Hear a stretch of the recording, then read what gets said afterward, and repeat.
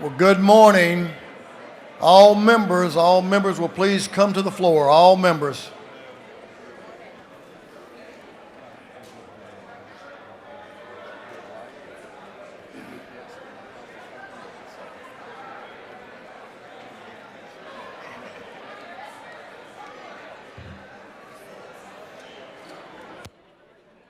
All members will please come to the floor because the hour for convening haven't arrived. All members will please come to the floor. Judd. All members will please come to the floor. Mr. Clerk, will you please ring the bell.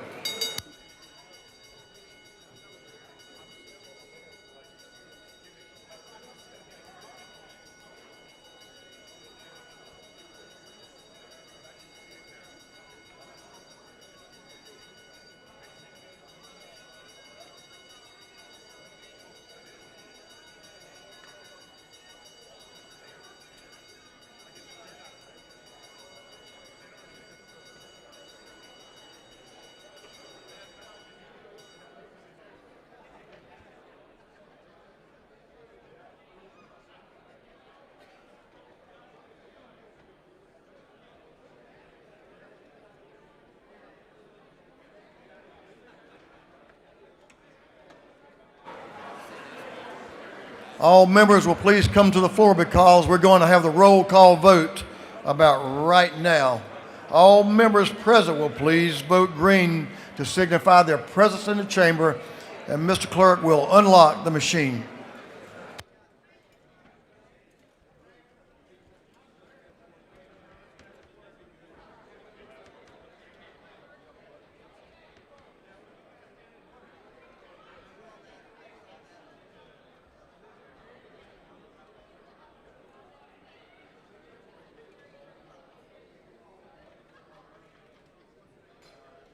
Jenny, if you'll come up here a second. Representative Earhart.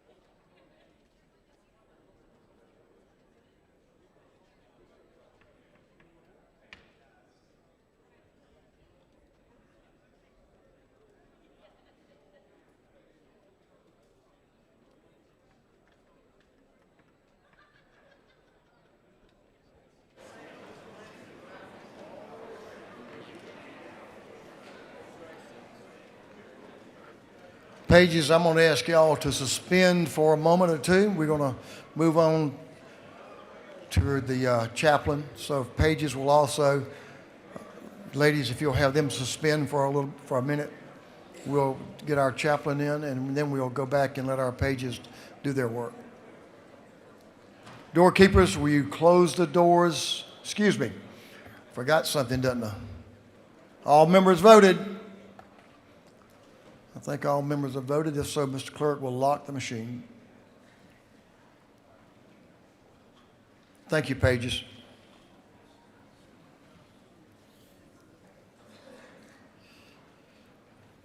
And doorkeepers, you can close the doors now and keep them closed if you will. As is our custom, we will begin our day with scripture reading and prayer by our chaplain, after which we will pledge allegiance to the flag of our country. This morning, our chaplain will be introduced by the gentleman from the 146th House District over in Perry and Warner Robins area. That's pretty close, isn't it? Houston County. I thought that's where you were from. Chairman Shaw Blackman. Chairman Blackman.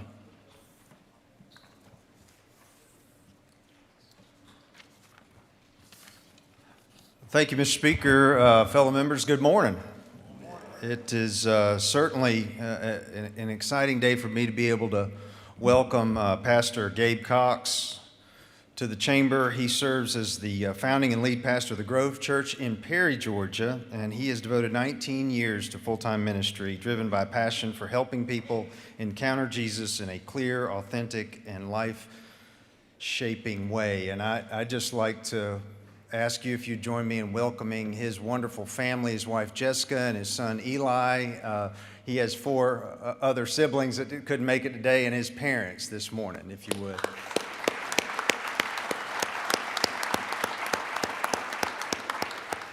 Just a quick note, they started their ministry in a living room with 4 people, and it has grown now to over 2,000. They have 4 services, and it is a tremendous blessing for all of Middle Georgia. So without any further ado, I just want to tell you what a pleasure it is for me to present to you this morning Pastor Gabe Cox.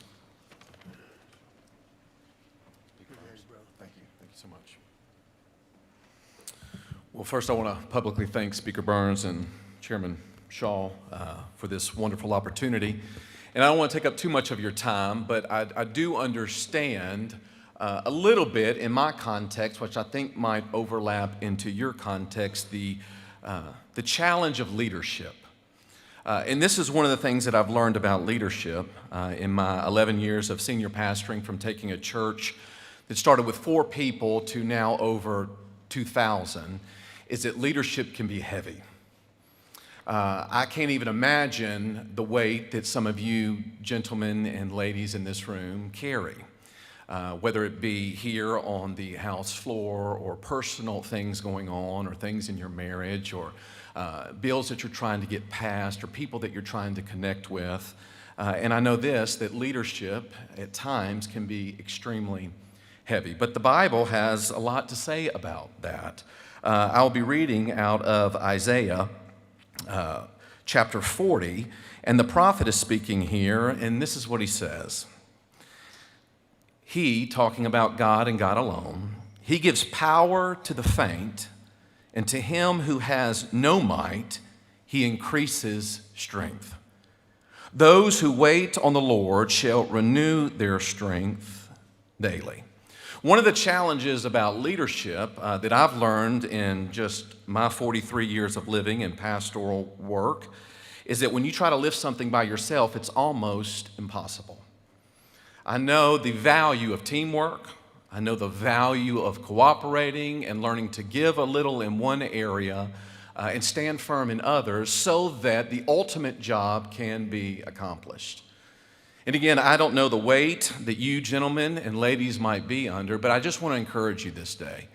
No matter how heavy the leadership is that your county or district might have that you're trying to meet and assess the needs of the people that you serve, let me just challenge you with this. Don't try to do it alone. You've got people across the aisle that sit in front of you and behind you, and I would just encourage you to work together, to listen to each other. And when you do feel faint, right, my Christian faith informs me to lean into God and to God alone. One of the things I want to just encourage you with is this. Times in my life where leadership has become more complicated, it's usually because I'm trying to lift things that God's not asked me to lift. And it complicates things. And so I would just ask that you have a personal assessment of your own life and devotion, of what you are doing. Is there anything in your life that is complicating what God's potentially calling you to do, things that he's encouraging you to get done? So take a self-assessment of your own heart, right? God is the only one that can forgive. God is the only one that can wash away sin. And I know in times of my life where things have gotten complicated or overwhelming, it's usually because there's something going on in my life that I should not be doing or things that I should not be. And so just challenging you with that. I'm grateful for the men and women in this room and your leadership and the things that you are doing for the state of Georgia that even helps rural areas that I live in, kind of Perry and Houston County. It's a great agricultural area, and so I am grateful and thankful for your leadership. But again, in closing, I just want to encourage you, right? Leadership is heavy, and so don't carry it alone. The Bible instructs us that God and God alone gives strength to the faint. And so if you're weary this morning, I would encourage you to bow your head and talk to your Creator. He knows everything that you're carrying. He knows everything that's going on in your life. And He is the only one, listen to me, that can lighten the load. And then do personal assessment. Is there anything in your life today that should not be in your life that is complicating your leadership or your integrity? The enemy loves for the mighty to fall, for it affects more people. And by God's grace, you men and women have been placed in a position of authority in our state. Your voice carries a lot further than mine does. And so I would encourage you in that leadership voice to use it wisely. Steward your words well.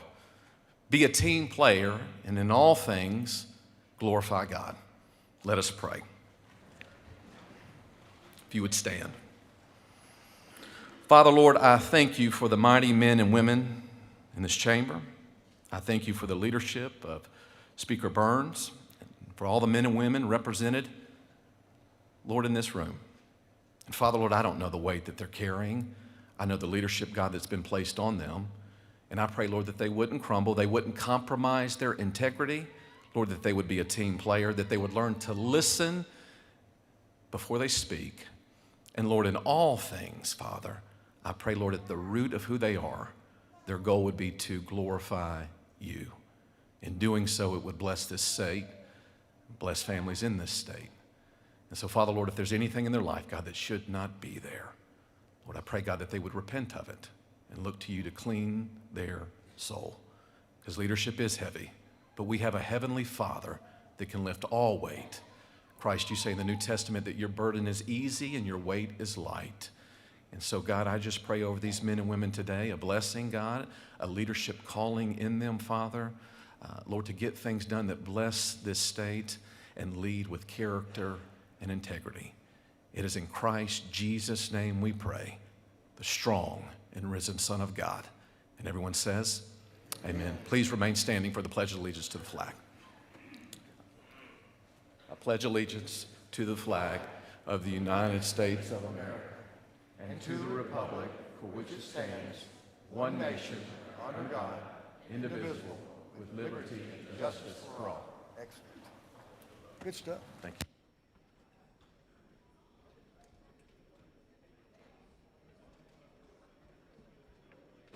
Thank you, Brother Gabe, for that message. Doorkeepers, you may unlock the doors. Members, you may join Brother Gabe and his family in that South Ante room. Thank him for his service to us today, and certainly appreciate the message and that devotion. It's always important to us. We appreciate you being here.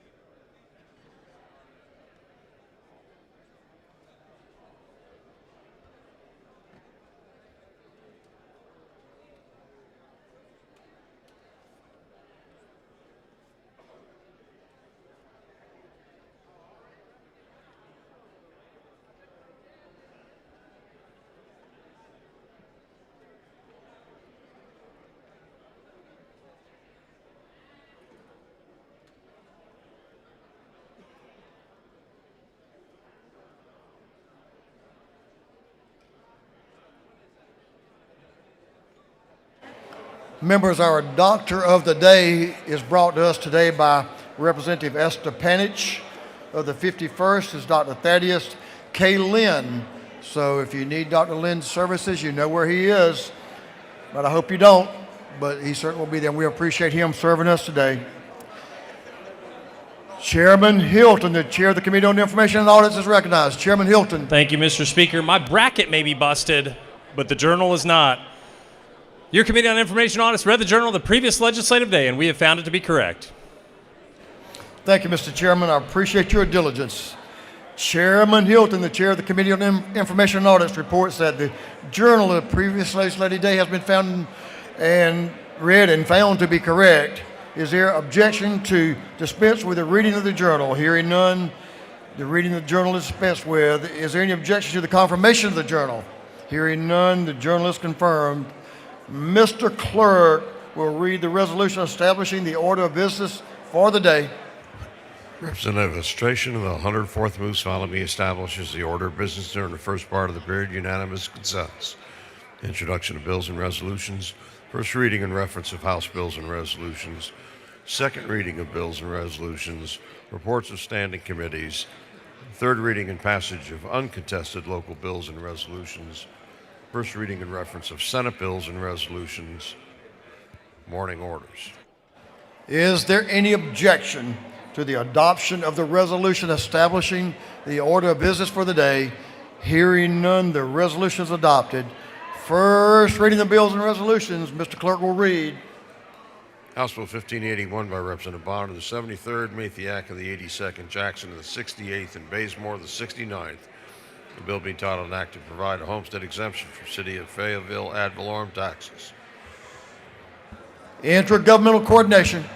House Bill 1582 by Representative Bonner of the 73rd, Mathiak of the 82nd, Jackson of the 68th, and Bazemore of the 69th. The bill being titled an act to provide a homestead exemption from Fayette County School District ad valorem taxes.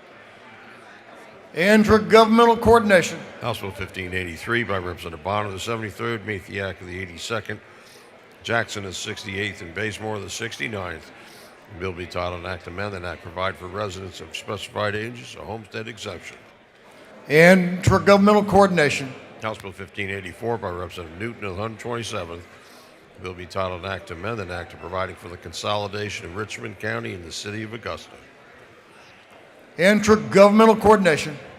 House Bill 1585 by Representative Blackman of the 146th, Stinson of the 150th, Crawford of the 89th, Williamson of the 112th, Ballard of the 147th, and others. The bill be titled an act to amend Article 2, Chapter 7, Title 48 of the Official Code of Georgia annotated relating to imposition rate computation exemptions and credits regarding income taxes. Ways and Means. House Bill 1586 by Representative Gaines, the 120th. The bill being titled an act to provide a new charter for the town of Bogart. Intergovernmental coordination. House Bill 1587 by Representative Sanchez, the 42nd, Wilkinson of the 38th, Jones the 60th, Campbell the 35th, Ridley of the 22nd, and others. The bill being titled an act to abolish the office of elected county surveyor, Cobb County. Intergovernmental coordination. House Bill 1588 by Representative Cummings of the 39th, Wilkerson of the 38th, Smith of the 41st, Campbell of the 35th, Adesanya of the 43rd, and others.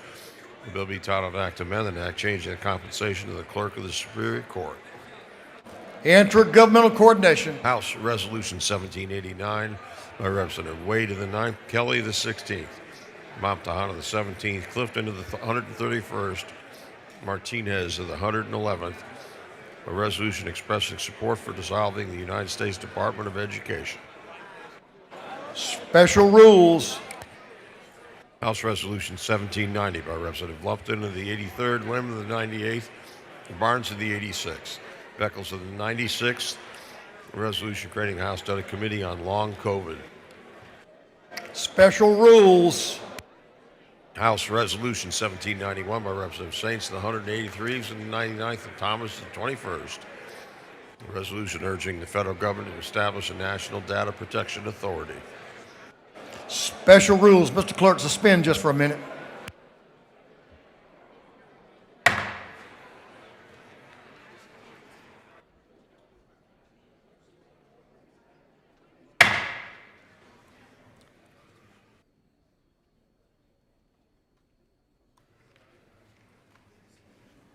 I would really hate to put one of y'all's resolutions in the wrong committee, and then you'd blame me when it fails.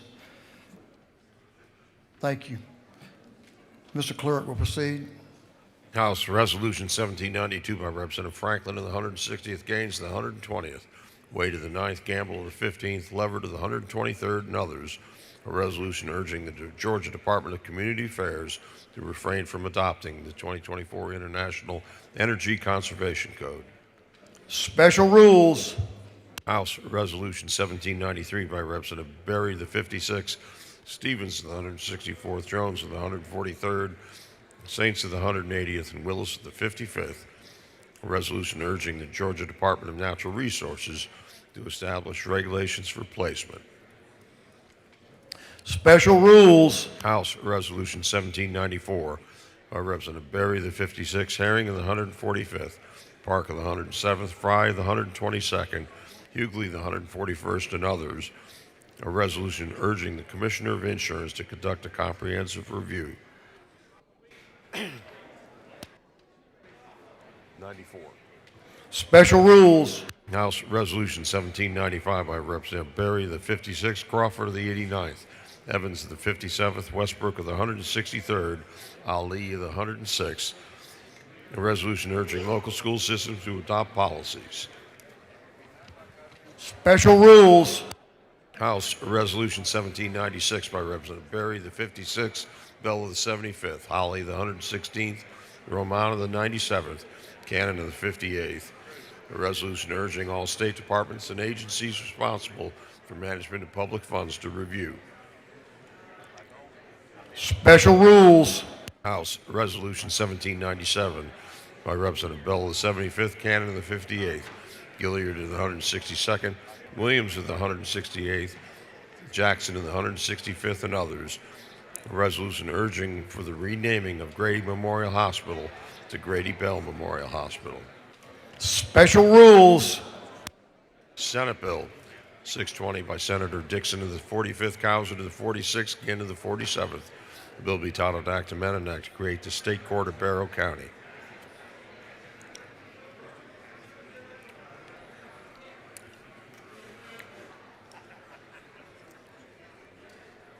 Intergovernmental coordination. The Senate Bill 621 by Senator Dixon of the 45th, Cowser to the 46th, and Ginn of the 47th. The bill be titled an Act to create the Barrow County Public Facilities Authority. Intergovernmental coordination. That completes first readers.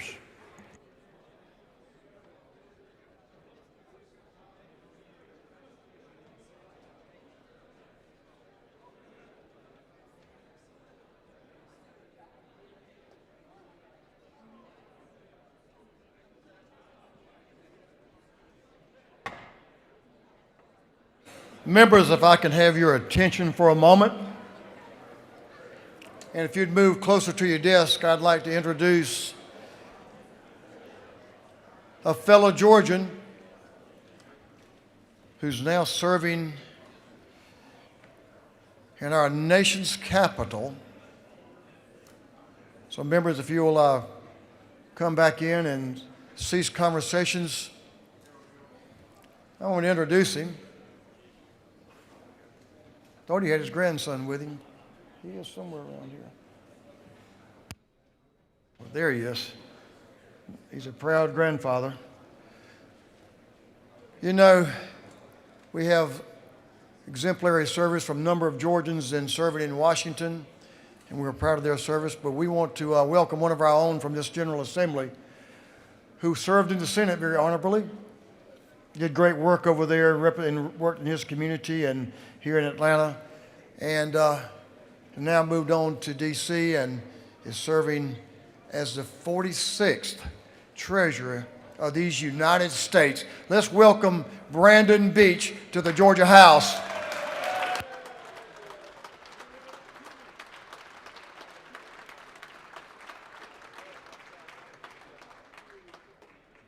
Now, you know y'all have no time limit in the Senate. I just want to remember that when you're over there. You don't have one here either, but you just take what you need to tell us. We appreciate you being here, and thanks for your service. Well, thank you, Mr. Speaker. It's always good to be back here in Georgia. I served 13 years in the Senate and in this General Assembly, and I miss it. But I am very proud to serve as your 46th Treasurer of the United States up in Washington, D.C. And let me tell you what, we got a lot of great things going on. You know, when President Trump took office, he hit the ground running. He signed several executive orders. Then he did the tariffs to make sure we had a business climate that was fair throughout the world and we could bring manufacturing jobs back. And then we passed the one big, beautiful bill, which was really 17 bills in one big, ominous bill. So we laid the foundation last year, and I think this year you're going to see the fruits of that labor. And I'll tell you why I'm optimistic and bullish on 2026. One, it's our 250th birthday. It's our celebration as America, our 250th birthday. We're going to be talking about American exceptionalism, American pride, American spirit, in American success stories. And I want to tell you two success stories real quick. One is a Georgian, a guy named Jeff Sprecher, came to Georgia 30 plus years ago with $1,000, and now he owns the Intercontinental Exchange, the New York Stock Exchange, and he's a multi-billionaire. That only happens in America. Another story is from my home state in Louisiana. He was actually a University of Georgia grad. He wanted to open a restaurant, couldn't get a loan, went and worked on oil rigs for 2 years, and now he's worth $22 billion. He owns a little restaurant chain called Raising Cane's. That only happens in America. So I think we've got a lot to be proud of, a lot to talk about. We also have the FIFA World Cup coming, which is going to come to Atlanta. We're going to be able to showcase Georgia, showcase America, and really show the international community what our country's about. I'm fortunate I'm involved in that because we're doing the medals and the FIFA coins at the U.S. Mint. Then we have a new Fed chair coming, and we're going to have interest rates go down where people are going to be able to afford housing. And then I wanted to talk a little bit about the big, beautiful bill. No tax on tips, no tax on overtime, no tax on Social Security. You're going to see money flowing in. I talked to a waiter the other day who was at a restaurant that I was in. I said, have you filed your taxes yet? He said, yes, I got $7,500 back. Thank you for passing that bill. That's good for all Americans. Also, we're going to be oil, not just independent, we're going to be oil dominant. Gas prices will come down. GDP's at 4.4, it's going to go to 5. And we've had a record stock market, 53 record days since President Trump came into office of record stock market days. And the Dow 3 weeks ago hit 50,000 for the first time ever. I am bullish and optimistic about where we're going in our country. And I will tell you, Georgia's a shining example, and I want to thank you for the work you do. I'll just close with this. Two things. One, I was lucky enough to go to Fort Knox, and I want to assure you all the gold is stacked to the ceiling. It is there. Secondly, I was honored, and it was a real honor to strike the last penny. We did away with the penny. It's going to save the taxpayers $56 million annually. But when I struck that last penny, I held it up, and it went to auction. And for 2 weeks, we auctioned off. We thought we were going to get $5 million. Somebody paid $16.7 million for that penny. So I think the economy's in pretty good shape. But I want to just, again, say this. Thank you for what you do. We are blessed. I want you to just think about this, how blessed we are to live in this nation. Let's celebrate our 250-year anniversary and just be grateful to live in the great country we live in. So God bless Georgia, and God bless the United States. Thank you very much. Is that all right? Thank you. Thank you, Mr. Speaker. Treasurer Beach, we appreciate your service here in Georgia, but we certainly appreciate what you're doing in Washington, D.C., and we look forward to continue to work with you. And it's good to have your grandson here with you this morning, so we're proud to see him. So a proud granddad, look at that. We're glad to have you. Thank you for being back here, and thank you for always being part of our family. Let me mention one other thing. We just announced, and you can sign up July 4th for Trump accounts. It's for kids under 18. It's going to create financial literacy for kids under 18. They're going to learn about compounding interest. This is a great program. It's a savings program for our youth and that can have a really generational wealth, and it's going to be great for these young kids. Go to trumpaccounts.gov. You fill out one form, IRS form 4547, and we can help these kids have money to buy a house and have higher education. Thank you very much. Awesome. I'm sure you already signed up.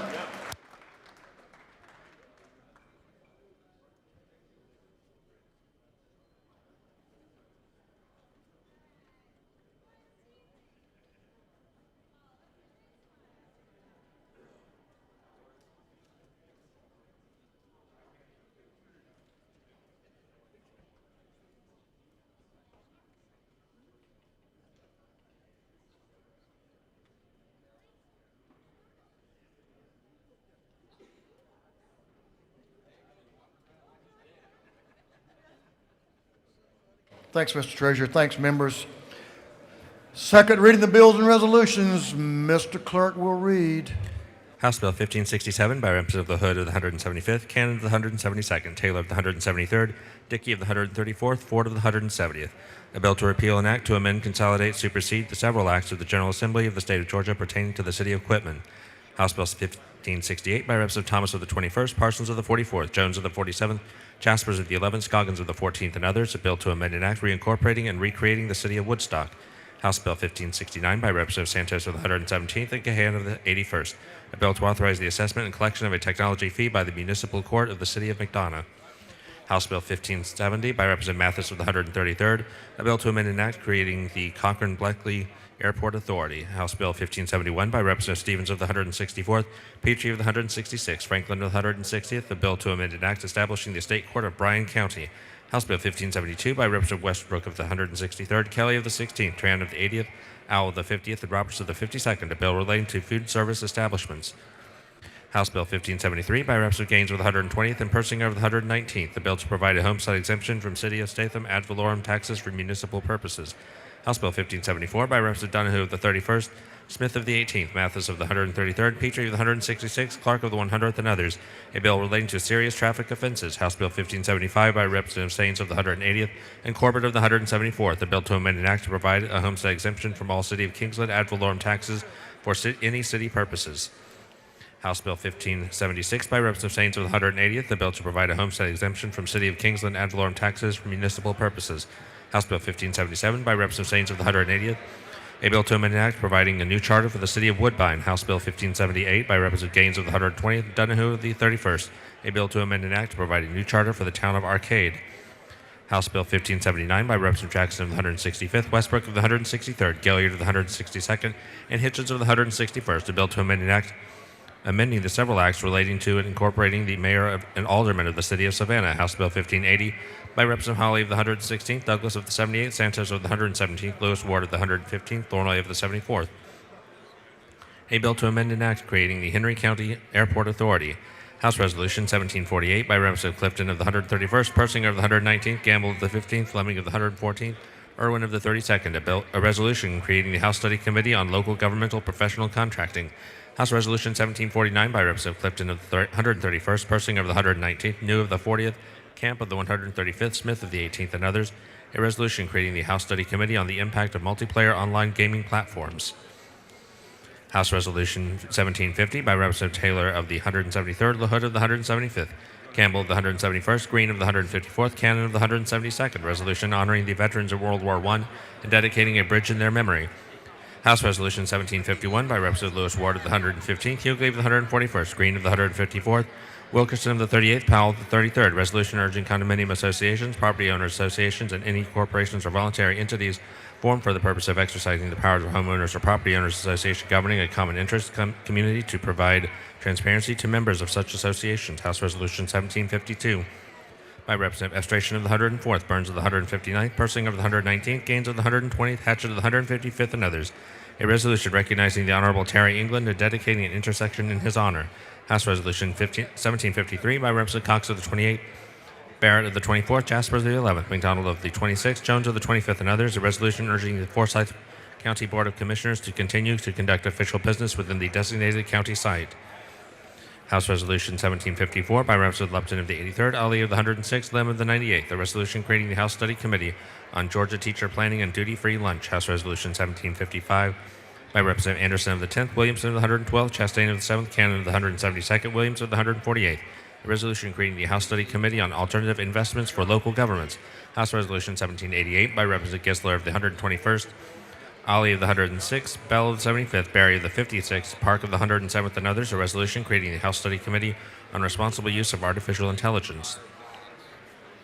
Senate Bill 619 by Senator Lucas of the 26th, a bill to amend an act to reconstitute the Board of Education of Hancock County, through second readers.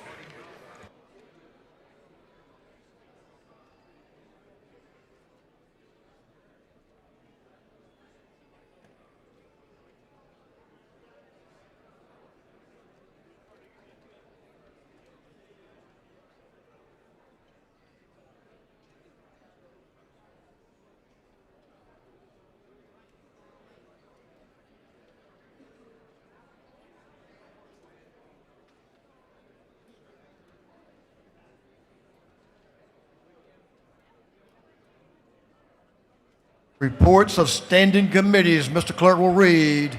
Representative Chris Irwin of the 32nd District, Chairman of the Committee on Education, submitted the following report. Mr. Speaker, your Committee on Education has had under its consideration the following bill of the Senate and has instructed me to report the same back to the House with the following recommendations. Senate Bill 369 do pass by substitute. Respectfully submitted, Representative Chris Irwin of the 32nd District, Chairman. Representative Lauren McDonald of the 26th District, Chairman of the Committee on Intergovernmental Coordination Local, submitted the following report.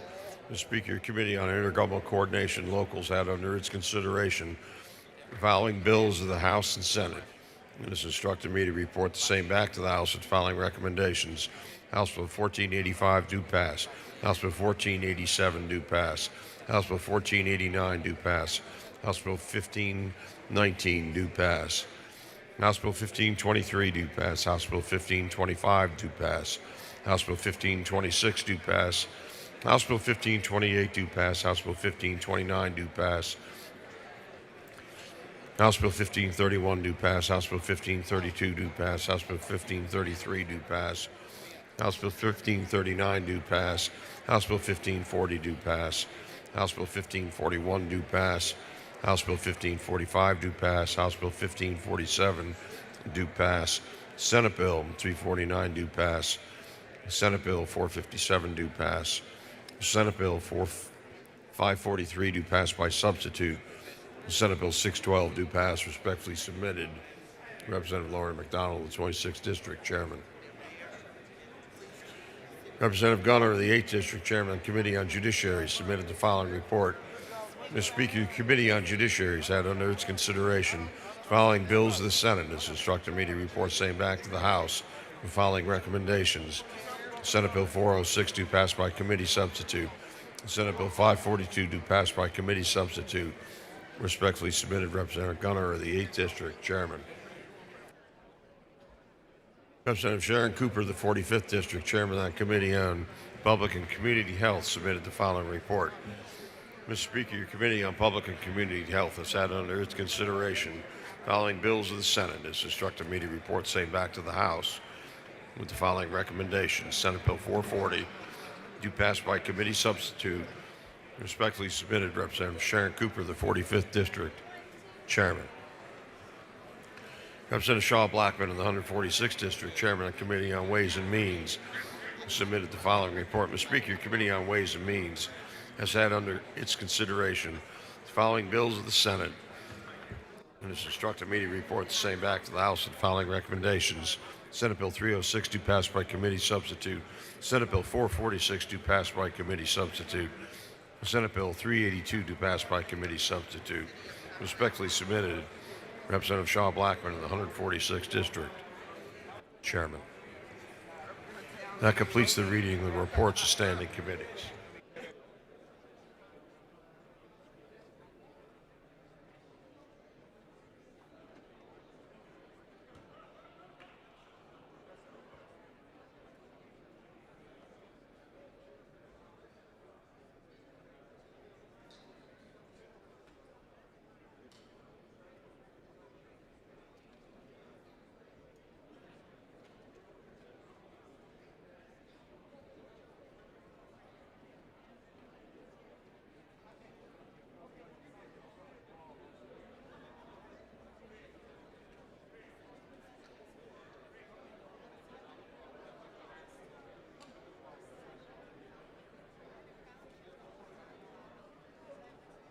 Members, will you please, we do have a local calendar, but we're going to take that up in a few minutes. We're going to move on to something else right now. If you will, members will please.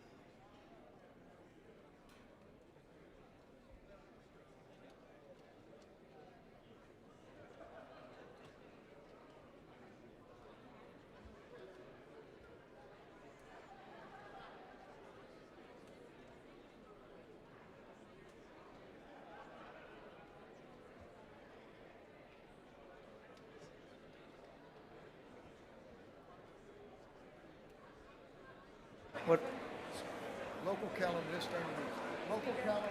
so I just Do you need your notebook? start with third reading? Yes. Third reading and passage of uncontested local bills. If there's no objection, we'll vote on the local calendar as a whole with a recorded vote. Hearing none, it is so ordered. The clerk will read the local calendar. House Bill 1485 by Representative Gunner of the 8th Union County. House Bill 1487 by Representative Anderson of the 10th City of Cornelia. House Bill 1489 by Representative Baker of the 64th City of Douglasville. House Bill 1519 by Representative Bonner of the 73rd City of Peachtree City. House Bill 1523 by Representative Jokas of the 151st Sumter County. House Bill 1525 by Representative Astration of the 104th City of Auburn. House Bill 1526 by Representative Green of the 154th Early County. House Bill 1528 by Representative Powell of the 33rd City of Franklin Springs. House Bill 1529 by Representative Powell of the 33rd City of Cannon. House Bill 1531 by Representative Jaspers of the 11th City of Ball Ground. House Bill 1532 by Representative Carpenter of the 4th City of Dalton. House Bill 1533 by Representative Carpenter of the 4th City of Dalton. House Bill 1539 by Representative Burchett of the 176th Ware County. House Bill 1540 by Representative Burchett of the 176th Ware County. House Bill 1541 by Representative Burchett of the 176th Ware County. House Bill 1545 by Representative Rhodes of the 124th Putnam County.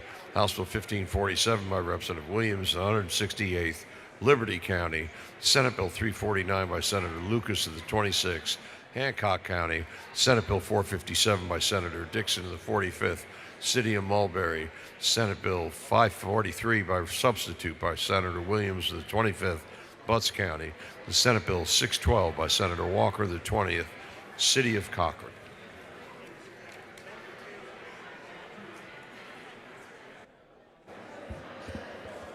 Is there any objection to the previous question being ordered on the local calendar? The chair hears none. The previous question is ordered. Is there any objection to agreeing to the report of the committee, which was favorable to the passage of the bills? The chair hears none. The report of the bill committee is agreed to. Shall these bills now pass? All in favor of the passage of the bills on the local calendar will vote yes. All those opposed will vote no, and the clerk will unlock the machine.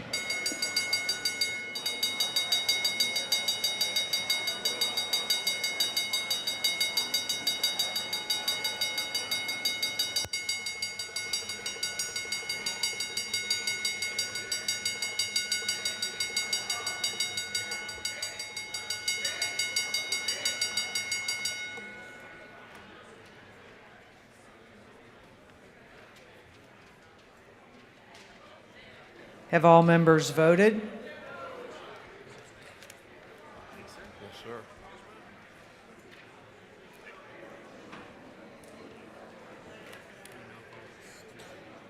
Have all members voted?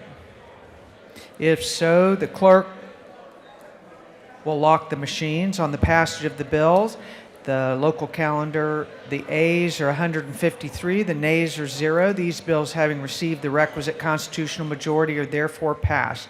The House will stand at ease for the next 10 to 15 minutes. There you go, ma'am. Thank you.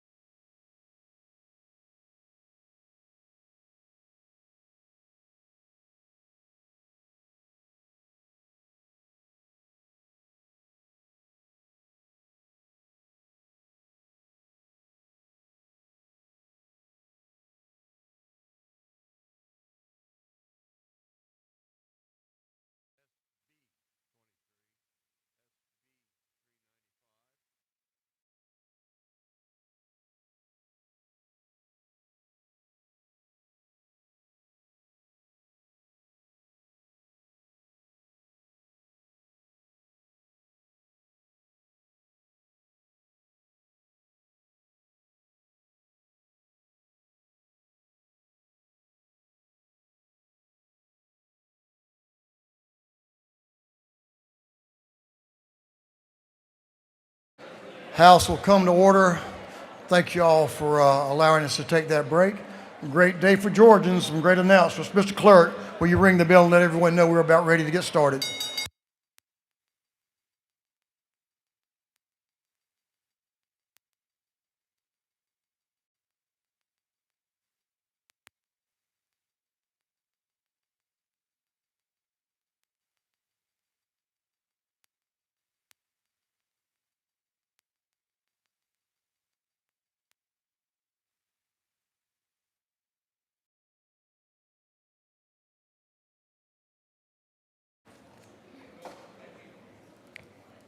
We're going to have a special moment here in just a minute, maybe a couple of moments. We'll see how that works out. But at this time, I'm going to recognize, while everybody has an opportunity to make their way to the chamber and to their seats, we're going to have a couple of motions. For what purpose does Representative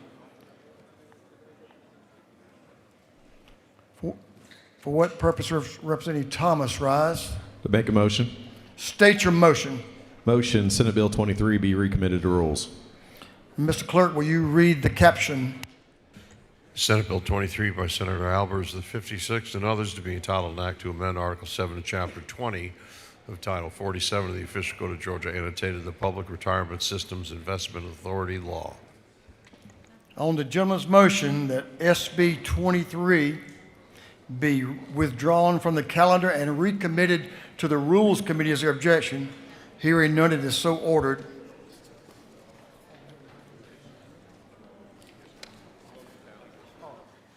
For what purpose does Representative Thomas rise? Make a motion. State your motion. Motion, Senate Bill 395 be recommitted to rules. Mr. Clerk, will you read the caption of Senate Bill 395? Senate Bill 395 by Senator Kirkpatrick, and the 32nd to be entitled an act to amend Chapter 2AA, Title 31 of the Official Code of Georgia, annotated relating to the Department of Public Health. On the gentleman's motion that Senate Bill 395 be withdrawn from the calendar and recommitted to the Rules Committee, is the objection? Hearing none, is so ordered.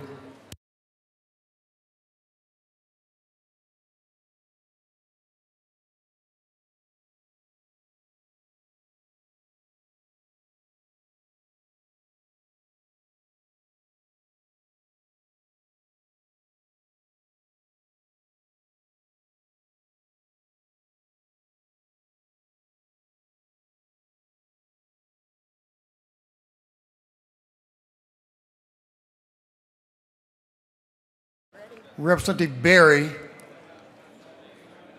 there he is. Would you like to be recognized for a motion? For what purpose Representative Berry rise? To make a motion, State your motion. I move that House Resolution 1793 be moved from the Committee on Special Rules to the Committee on Economic Development and Tourism, and both chairmen are in agreement. Mr. Clerk, will you read the caption? House Resolution 1793, urging the Department of Natural Resources to establish regulations for placement of lifeguards on Georgia's public beaches. On the gentleman's motion that House Resolution 1793 be withdrawn from the Special Rules Committee and recommitted to the Economic Development and Tourism Committee, is there objection? Hearing none, is so ordered.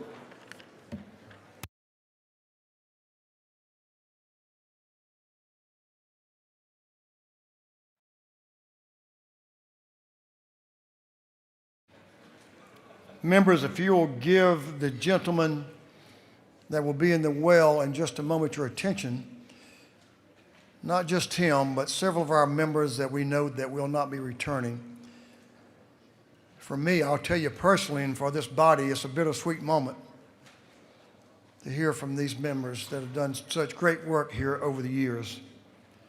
With that, I'm going to recognize my friend from Tennell, Georgia, down in Washington County, Chairman Matt Jackson, for some remarks. Chairman Jackson. Thank you, Mr. Speaker. I want to recognize my family here with me, my wife, my sons, and some family in the gallery. I want to recognize them too for being here with us today.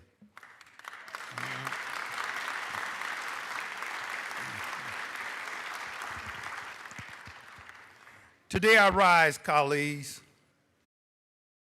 to say goodbye to the Georgia House of Representatives. A wise man once said, "To everything there's a season, and a time to every purpose under the heaven." Another wise man also said, "You got to know when to hold 'em, know when to fold 'em, know when to walk away, and know when to run." And that time has come for me. But as I leave these hallowed halls, knowing that it was only by God's grace that I was elected to serve as one of 180 distinguished legislators in this great state of Georgia. As we celebrated with Representative Carl Gilliard, the 33 black legislators that we elected during Reconstruction to this very same Capitol, it made me realize that this was a sacred honor to carry the title of Georgia State Representative. The original 33 African American legislators paved the way for me and other people of color to sit in this very chamber.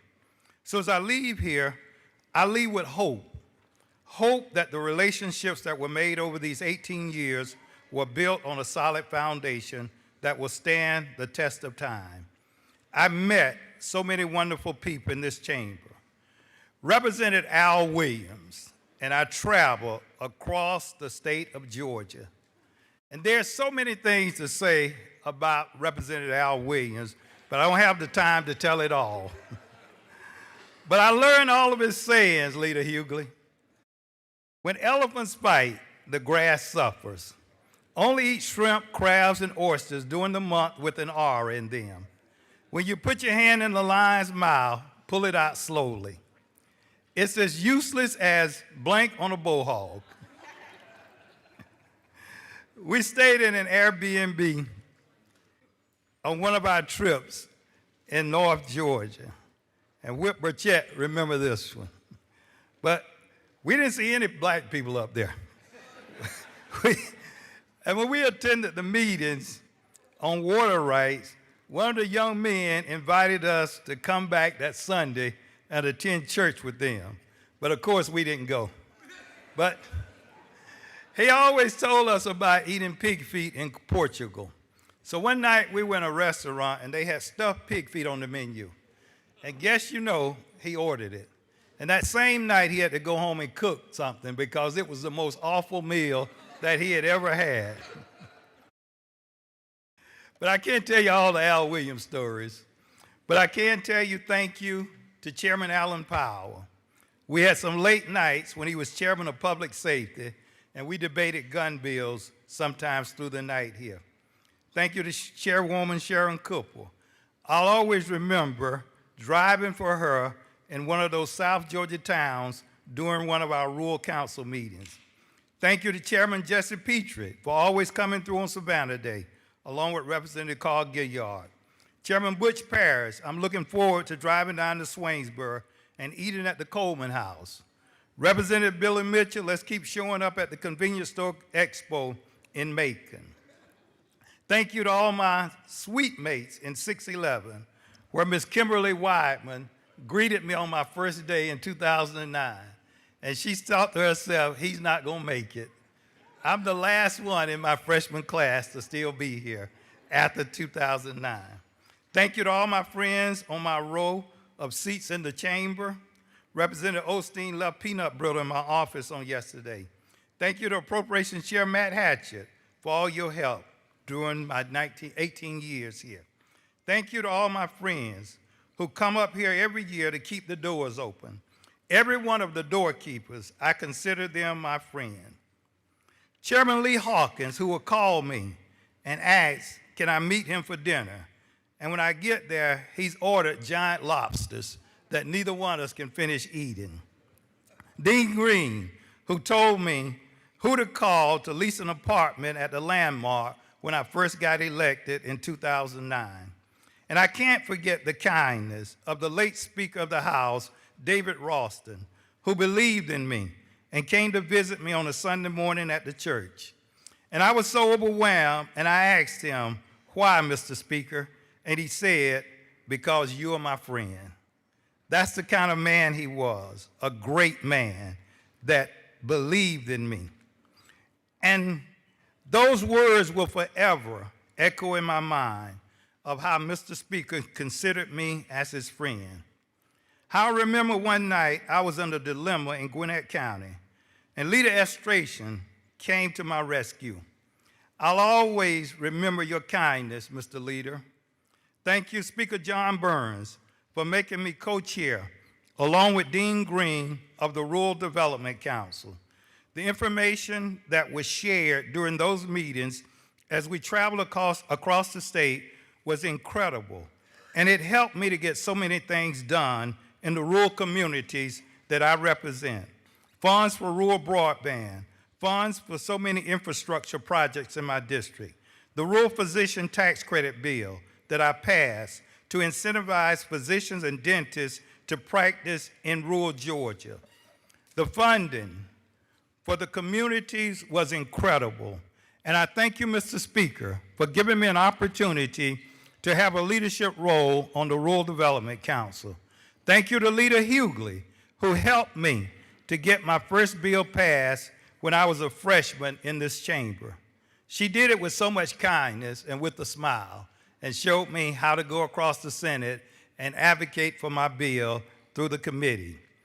Thank you, Chairman John Corbett, for being a friend. Thank you, Chairman Laura McDonald, for cooking Boston butts during Hurricane Helene, and Chairwoman Lisa Hagan's calling me to bring a U-Haul truck to Vidalia, Georgia, to pick up food and supplies for victims of the hurricane. I'm forever grateful for your acts of kindness. Whip Sam Park, thank you for your calls, and my friend and sweetmate, Representative Marvin Lim, and my friend David Sampson for traveling to Sandersville to participate in our annual health fair. Thank you to my friend Floyd Griffith, Representative Floyd Griffith, for your kindness as being a neighbor in Baldwin County. Thank you to Representative Gabe Okoye for always letting me know that he's thinking about me.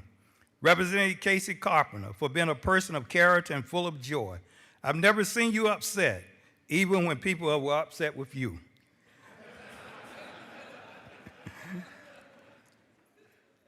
Chairman Jesse Petrie, thank you for your kindness. Chairman Danny Mathis and my delegation members from Augusta. Chairman Mark Newton, Chairman Brian Prince, Representative Gary Richardson, Representative Carlton Howard, Representative L.C. Miles. I'll miss riding over to Augusta and having dinner with the delegation. To all my friends in this chamber, thank you for being who you are for these 18 years. But there's one special person besides my wife that I owe a debt of gratitude to, and that's Miss Kimberly Weidman, who is here with us today. Won't you stand?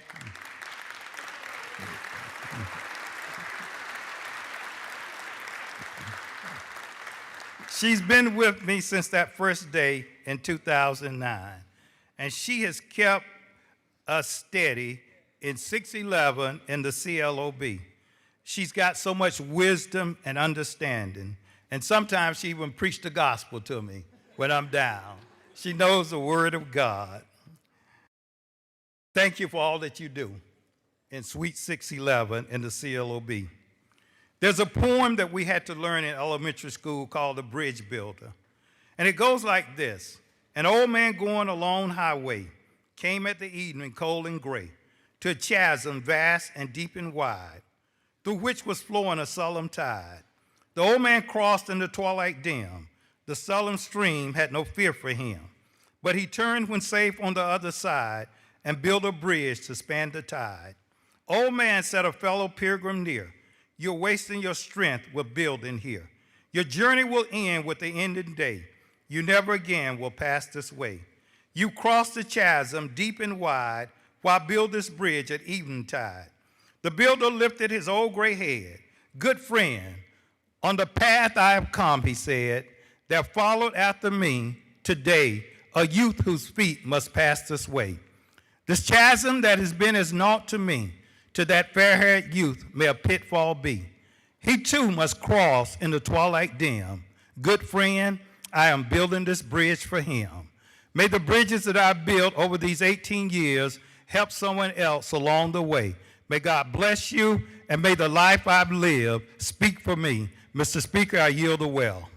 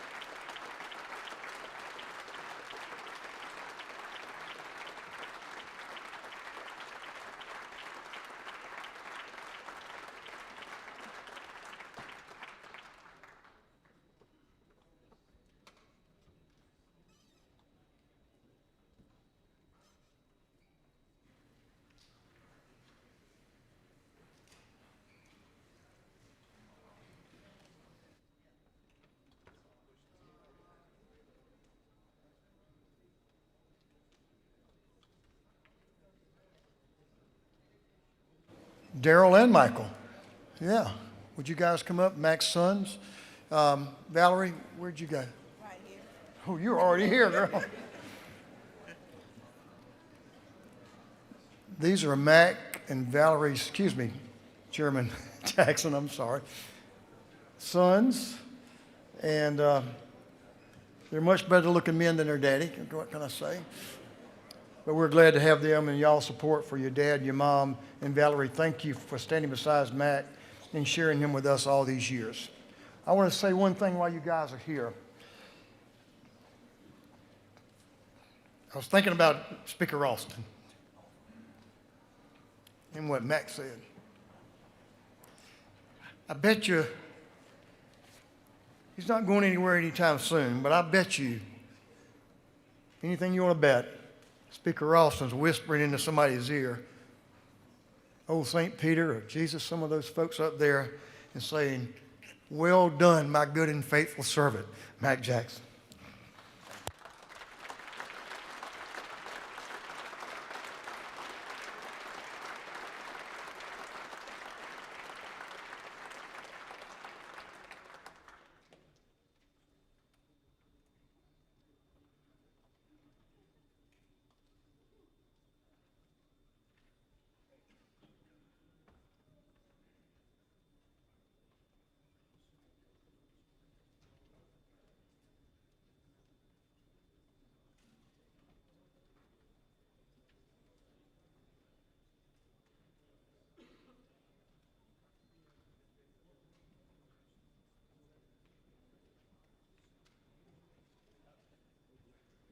Members of the Jackson family will be in that South Annie room. If you'd like to go say hello to them and thank them. And how many years have you put up with? 18 years? Wow. You're a woman of great strength. Thank you for your service to your member and taking care of him over these years. He's done a lot of things right, so I know he's had some good direction at home and in the office. So thank you.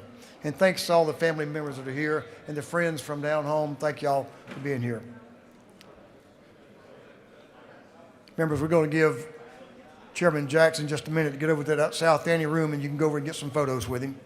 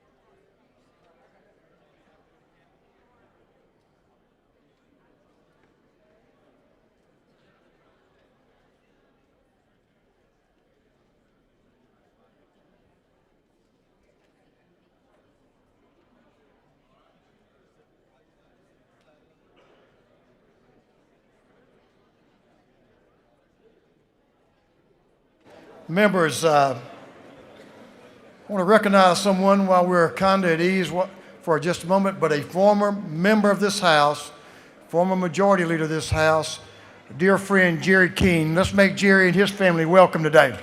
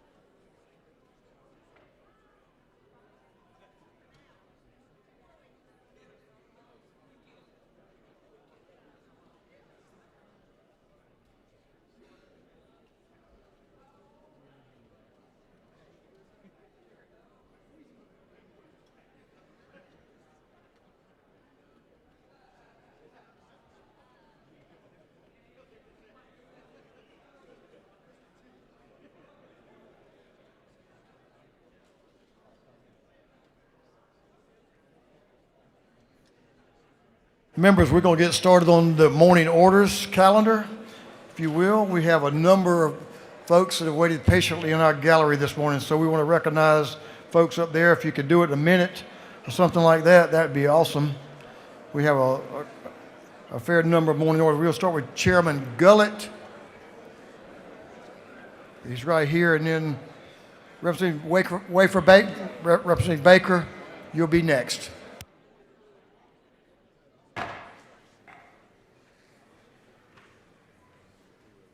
Gentleman's recognized. Thank you, Mr. Speaker. It's my honor today to present this resolution, House Resolution 1193, to our friends from Reflections of Trinity, headquartered right in Powder Springs and serving families across Cobb County and far beyond. Under the leadership of Lori Wong Burns, this organization has made an incredible impact since its founding in 2003. In 2025 alone, they served over 100,000 individuals, including more than 24,000 children and 14,000 seniors, and distributed 2 million pounds of food to families in need the most. But what stands out to me isn't just the scale of their operation, it's the heart behind it. In a year that tested so many families, they showed up and showed out. They expanded their reach, met people where they are, and provided not just food, but dignity and hope. What started as a small act of kindness and service has touched hundreds of thousands of lives here in Georgia, and that's something truly special. Lori, you and your team, will you please stand for us? Thank you so much for your lifeline for so many. And on behalf of the Georgia House, it's truly an honor to recognize you today. So thank you so much. Just give them a round of applause.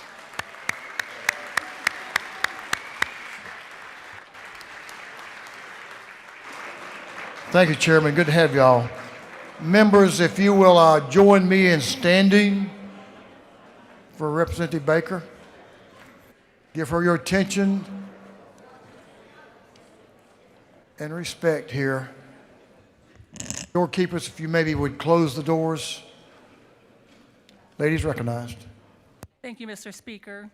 Members of the House, today I rise to honor the life and memory of Nazir Shakur Lay, a young man whose life was taken far too soon at the age of 21 years. Nazir had the brightest smile and the most infectious laugh. He lit up any room he entered.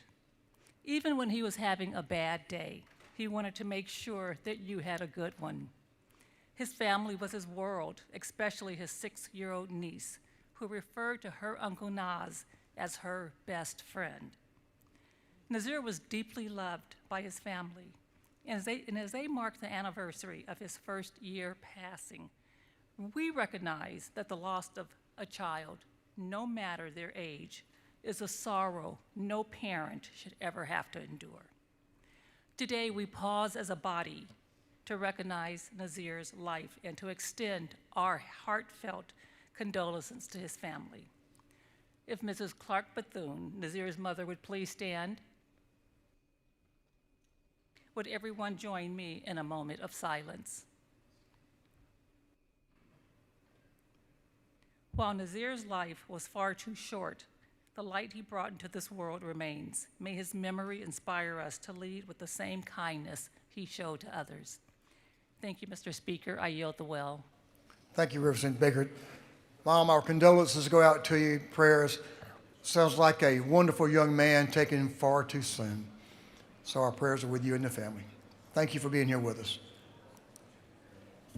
Chairman Hilton and friends. Chairman Hilton and friends. So if you'll join.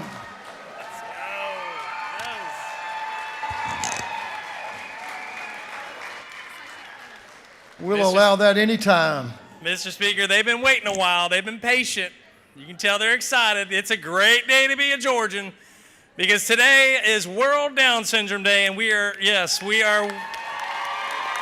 wow.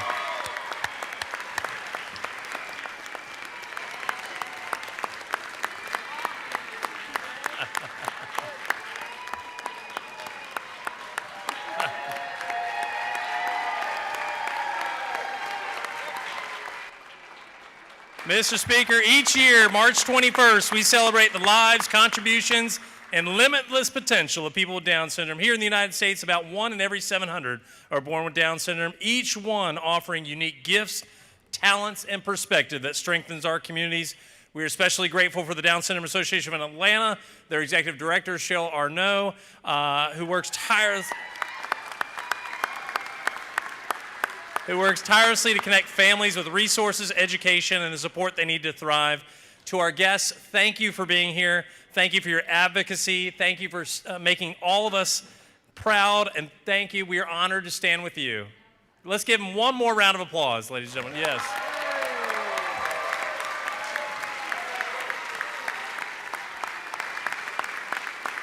And make sure, ladies and gentlemen, you come find me because today we have our socks on, the mixed match socks here, celebrating World Down Syndrome Day. So thank you, everyone, and God bless. Appreciate you.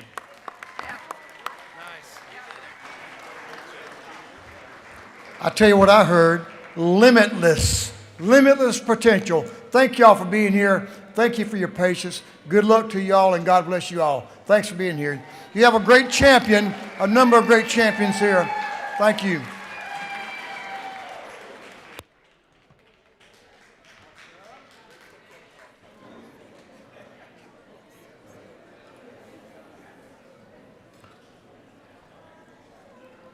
Representative Park Cannon is recognized for a morning order, then Representative Kendrick would be after Representative Cannon.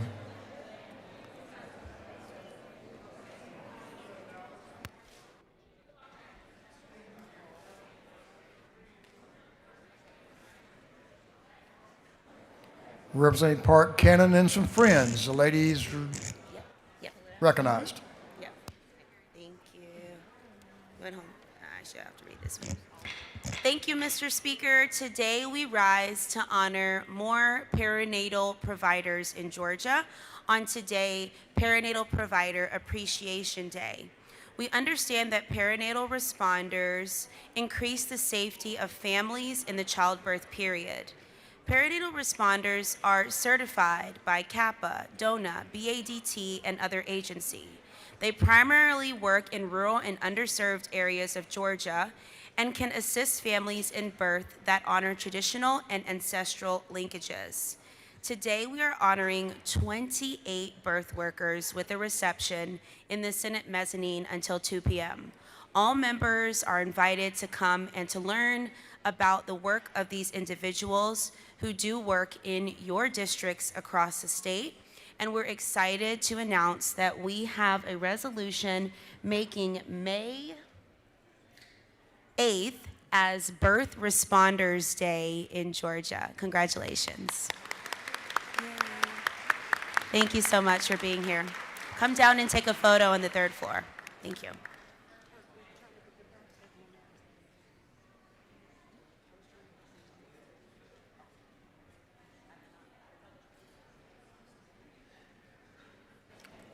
Representative Kendrick and Representative Reese.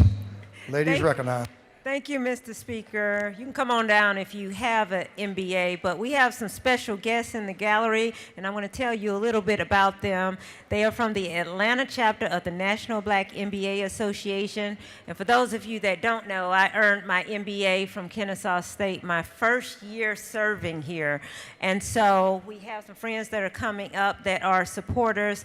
But the National Black MBA Association Atlanta chapter is a nonprofit organization committed to advancing leadership, economic mobility, and educational opportunity across Greater Atlanta.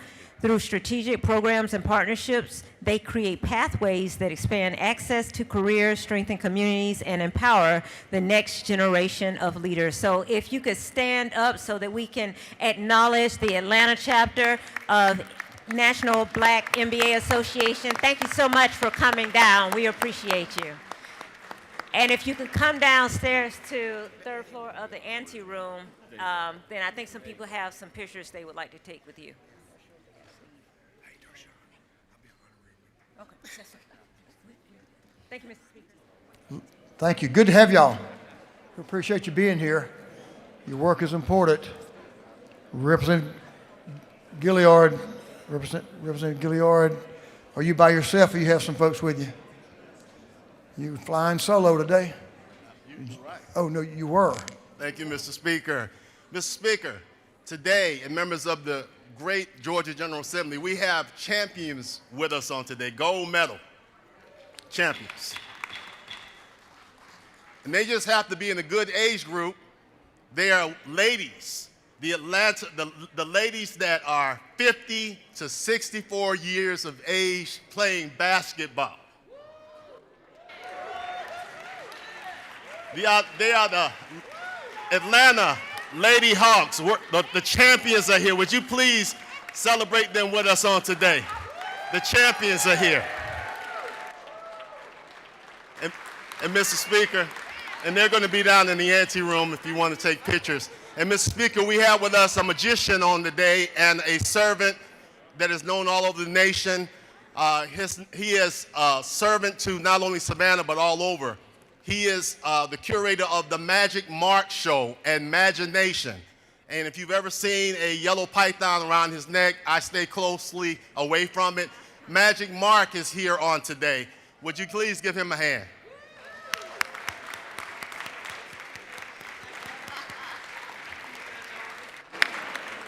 There's Magic Mark right there. Thank you, Mr. Speaker. Welcome. I yield the well. Boy, they all look fit too, Representative Gilliard. Good to have y'all. Congratulations.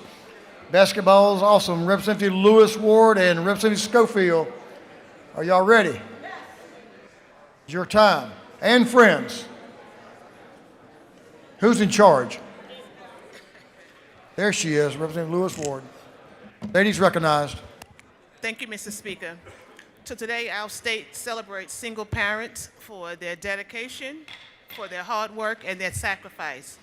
In 1984, former President Ronald Reagan, he established the National Single Parent Day to coincide with the founding of the Parents Without Partners. Today in our gallery, we acknowledge former House Representative Valencia Stovall and single parents from across the state of Georgia. Please stand so you can be recognized.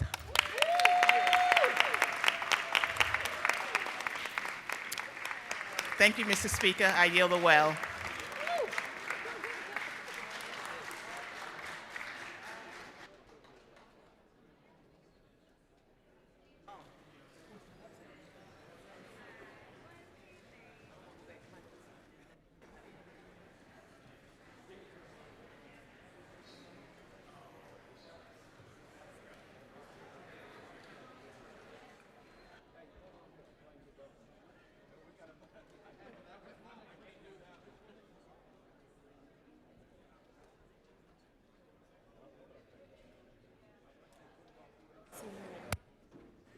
Representative Lisa Campbell. Ladies recognized. Is Representative Bell on the floor?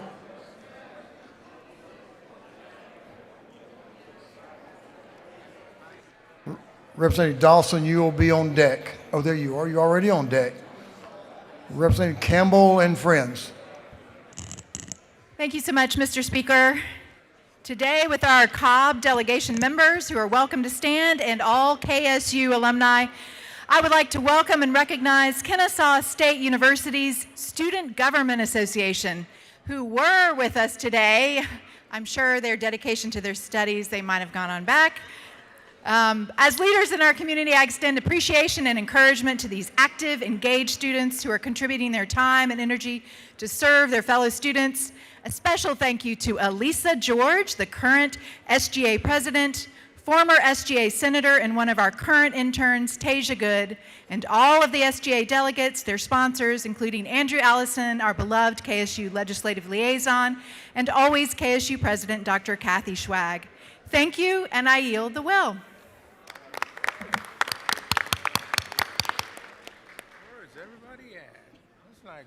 Members, we have a former member of this House, Representative Valencia Stovall, up in the galleries. It's good to see you again. Always good. We appreciate you and your service. Thank you. Representative Dawson. Gentleman's recognized. Chairman Martin, you're on deck. Hey, good morning. If any South Fulton delegation members are here, you're more than welcome to join me here. So thank you, Mr. Speaker. Members of the House, I rise today to welcome the leadership and citizens of a city that's not just a part of my district, but a part of my heart, my home, the city of South Fulton. We had our mayor, some of them moved over to the Senate, council over here, and the leadership of the city. If anyone knows me, you know that I love South Fulton. I carry this city with me every day, and when I walk into the chamber, I know that we're South Fulton strong.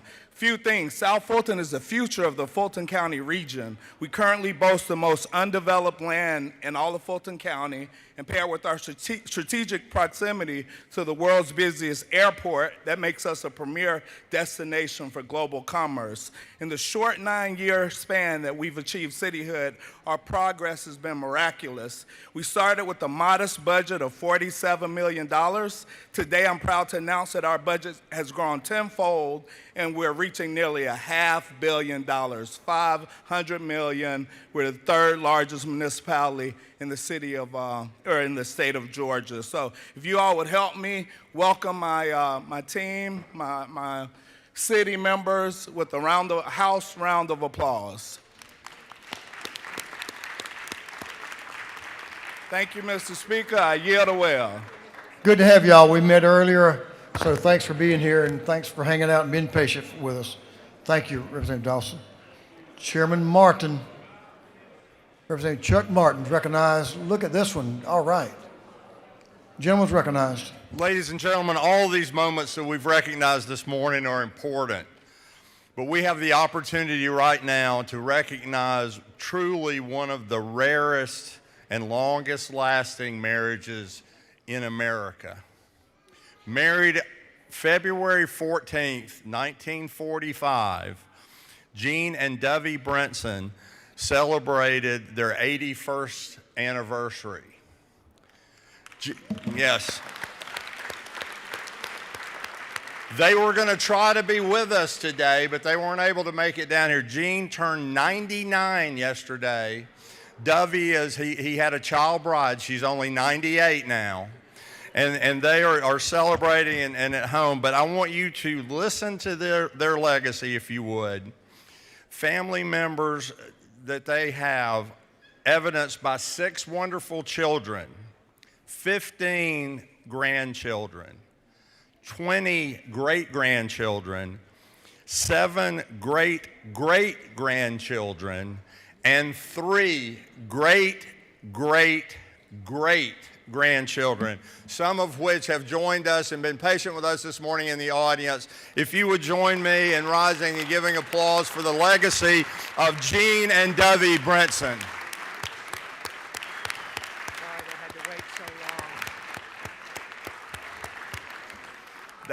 If you're counting, that's 6 generations. Thank you, Mr. Speaker. I'm going to invite you down, if you would, to the anteroom. We'll make some pictures, and I yield the well.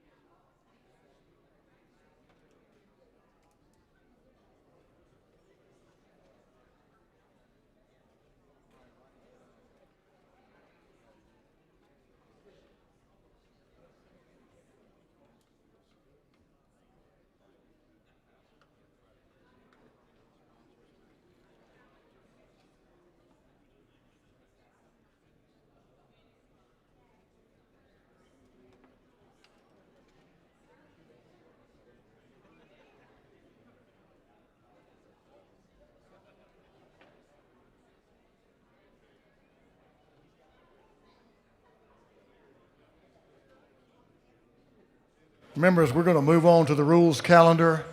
I mean, y'all are aware we took a couple of bills, I think, off the rules calendar this morning and moved them back to committee. So we're going to hear, Mr. Clerk, will you read the caption to Senate Bill 284? Senate Bill 284 by Senator Walker, the 20th, and others, to be entitled an act to amend Chapter 5 of Title 10 of the Official Code of Georgia, annotated the Georgia Uniform Securities Act of 2008, so as to authorize the issuance of orders by the Commissioner of Securities directing persons who have violated certain securities provisions to return to investors.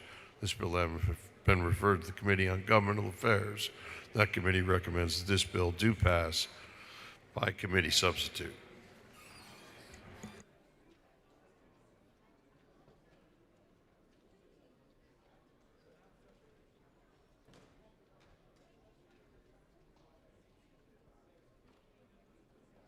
Representative Scott Hilton is recognized to present Senate Bill 284. Mr. Chairman is recognized. Thank you, Mr. Speaker. Senate Bill 84 has two parts. I'll start with the second part. The second part is House Bill 669, which passed out of the House Education Committee earlier in this session. It would allow school systems access to roofing improvements through a cooperative purchasing agency. Using this method for roofing improvements would also make these school projects eligible for capital outlay reimbursement funds in the case of low-wealth school systems.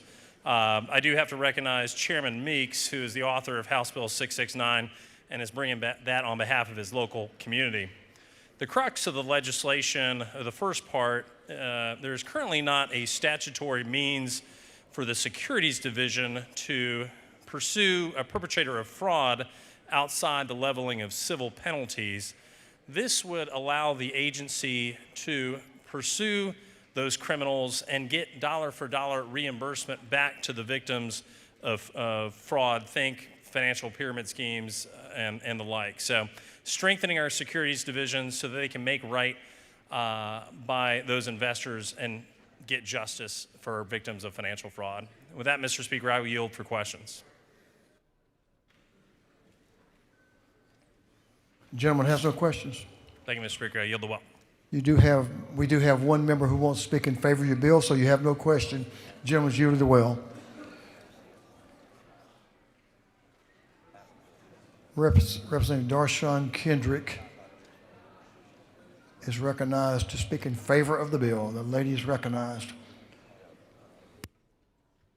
All right, thank you, Mr. Speaker. Good morning, members. I specifically wanted to ask for your support of this bill, specifically related to lines 35 through 41 of the bill that's going to give the Secretary of State Securities Division the opportunity and the authority to redirect funds from unscrupulous issuing companies so that they can pay back investors and companies and customers and clients. You know, one of the things that I do outside of the legislature as a corporate attorney is doing arbitration for the Financial Industry Regulatory Authority. So I get to arbitrate cases between investors and issuing companies. And it is so sad to see so many investors getting taken advantage of and not being able to be fully whole when it comes to investing their money. So I support this bill, particularly that provision, because it's going to help empower our Secretary of State to really get money, as much money as they can, back to these investors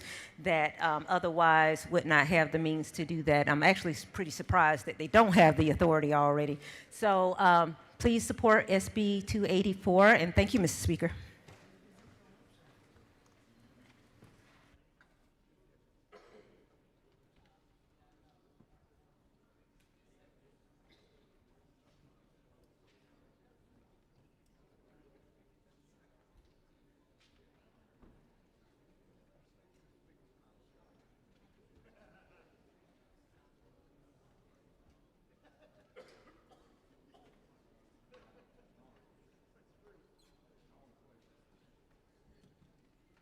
Ladies yielded the well.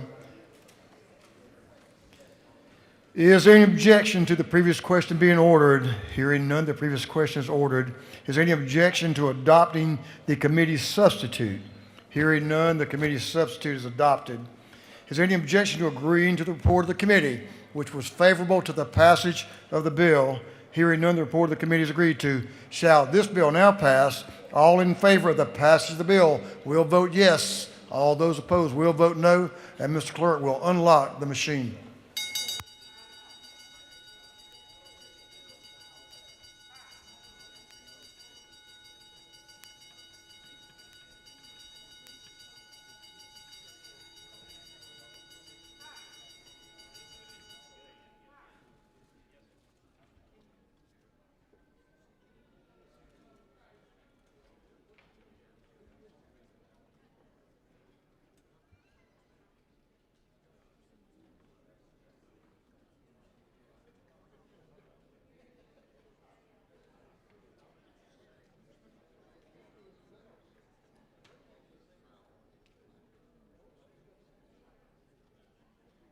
Have all members voted?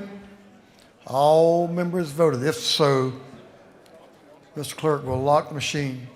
On the passage of Senate Bill 284, the yeas are 155, the nays are 0.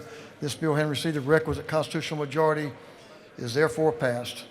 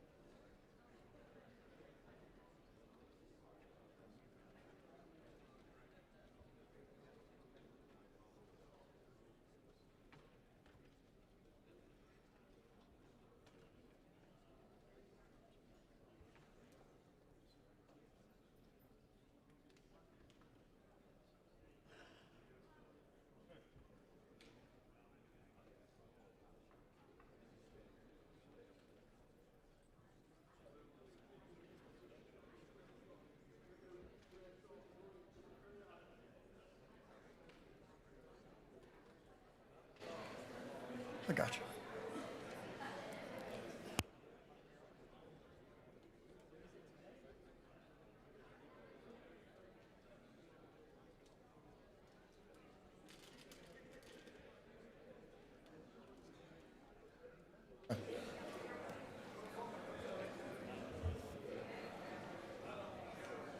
Mr. Clerk, will you read the caption to Senate Bill 384? Senate Bill 384 by Senator Hatchett of the 50th and others be entitled an act to amend Article 2, Chapter 9, and Title 12 and Title 40 of the Official Code of Georgia Annotated relating to motor vehicle emission inspection and maintenance in motor vehicles and traffic. This bill having referred to the Committee on Motor Vehicles, that committee recommends that this bill do pass by Rules Committee sub. Representing Martin, Chairman Montahan is recognized to present Senate Bill 384. Members, he's going to make an announcement and give you some so you'll understand exactly what we're considering here when he comes to the well. So I'm going to recognize the gentleman right now, and then we'll make sure everyone's on the right page. Thank you, Mr. Speaker. We are going to be withdrawing the House Rules sub and just traveling with the underlying bill, which is LC 394893S. That's the original underlying bill, correct? That's correct, Mr. Speaker, and that copy is in y'all's books. So, Mr. Speaker, members, I rise today to present Senate Bill 384. And what Senate Bill 384 does is creates a new 5-year tag and registration for your vehicles. So it's going to eliminate, especially for those counties where you don't have to pay emissions, it's going to eliminate that yearly drive out to the tag office to get that new registration. And so we're just going to cut down on some of this government red tape. If you live in an emissions county, you're still going to have to make sure that you're turning in those emissions timely. Of course, that's federal law. We don't have anything to do with emissions, but we do administer that on the state level. So just to be very clear, this bill here creates a 5-year decal. And so you won't have to go back and forth. You will again. You'll have to make sure you get your emissions per federal standards. But this, if you don't live in one of those areas, it would just create a 5-year decal for your vehicle. With that, Mr. Speaker, it's a pretty simple bill. I'll stand for just 1 or 2 questions. Gentlemen, yield to Representative Jasmine Clark to your left. I will. Ladies, recognized. Thank you, Mr. Speaker. Does the gentleman yield? I do. I love the idea of not having to go and get a tag every year because my birthday is in the day after Christmas, and it takes a long time, or I always forget. Anyway, my question is on the emission side. So if we're not having to, so we don't have to get a new tag, but we still have to get an emissions, what will be that process? Well, it's kind of no different than what you're doing now. So you got to go get your emissions by, your birthday on the regular day that you normally go get your registration annually for those folks that are in an emissions county. Now, that's not every county. Actually, most counties are not emissions counties. But I know you may be headed up to Washington. If you do, maybe you can work on that issue for us and get us out of those emissions too. Thank you. Representative McQueen is recognized for a question to your left, right behind Representative Clark. Thank you, Mr. Speaker. Does the gentleman yield? I do. Can you talk to us about why alternative fuel vehicles are excluded? I mean, if they're cleaner, wouldn't it be easier to just include them? Yeah, so I think it's the way that we assess fees on those vehicles. It's a little bit different. That policy was set years ago, and because there's so many moving parts, we really didn't want to. We didn't really want to make big changes to that. It's working pretty good right now. I think as we get into the next year, maybe we'll start contemplating those. And look, I'm all for reducing red tape, just like you, and I think that would be a good provision in the future. Okay, thank you. And do you have just one more? For my friend, sure. Thank you. And then, so we're buying it in a 5-year block. So what happens if I buy my car and then I sell it within a year? Have I just purchased 4 years worth of unusable? In the committee, I think it was contemplated that you would just transfer that tag to your new vehicle. You transfer it with your title? That's correct. Okay, thank you. All right, with that, Mr. Speaker, I'll yield the well. Thank you. Gentlemen, yielded the well. He had several more questions, but he yielded the well. Is there any objection to the previous question being ordered? Hearing none, the previous question is ordered. Is there any objection to withdrawing the substitute offered by the Committee on Rules? Hearing none, it's withdrawn. Is there any objection to agreeing to the report of the committee, which was favorable to the passage of the bill? Hearing none, the report of the committee is agreed to. Shall this bill now pass? All in favor of the passage of the bill will vote yes. Those opposed will vote no. And Mr. Clerk will unlock the machine.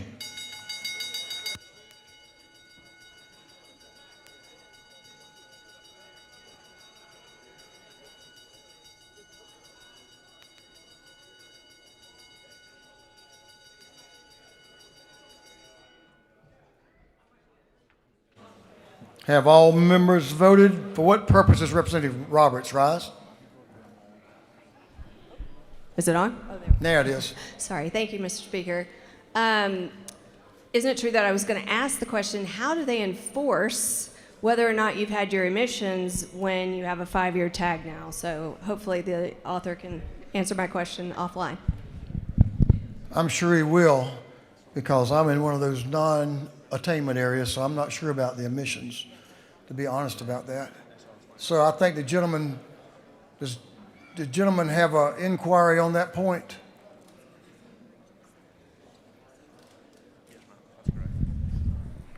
Did you hear her question, her inquiry? Mr. Speaker, I didn't. If she could repeat the inquiry. Another inquiry. The lady's recognized for inquiry. Wait. Thank you, Mr. Speaker. Sorry. Isn't it true I was going to ask the author, how does law enforcement or whomever enforce a violation of not getting your emissions checked if your tag says 5 years? I'm just curious how that's going to work. Yeah, thank you, Mr. Speaker. I'll answer that inquiry just to say that if you don't register with your emissions, if you're in one of these non-attainment areas, then it would be canceled, just like it is today if you didn't go re-register. Is it not true, Mr. Speaker? Sounds like a good answer to me. We'll take one more inquiry. For what purpose is Representative Barnes rise? Parliamentary inquiry. State your inquiry. Is it not true that I too had a question to understand how you go get your emissions? When do you go get your emissions? Do you just wait a year, or do you just go get it willy-nilly? The gentleman can correct me, but I think whenever your admissions next time that you go get an admissions check, that's when you would go do it. Is it annually?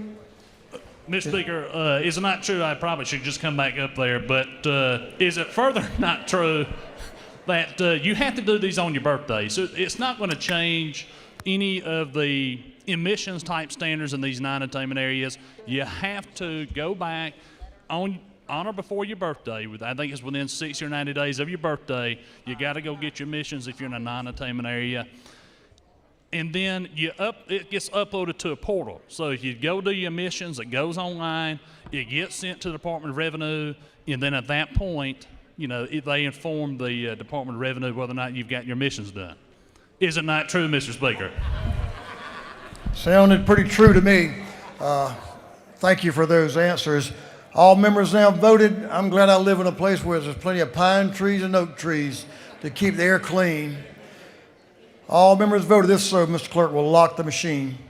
On the passage of Senate Bill 384, the yeas are 151, the nays are 7.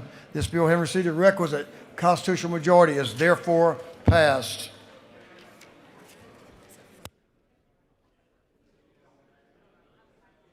Members, we're getting close to that point you're all looking for, as well as myself.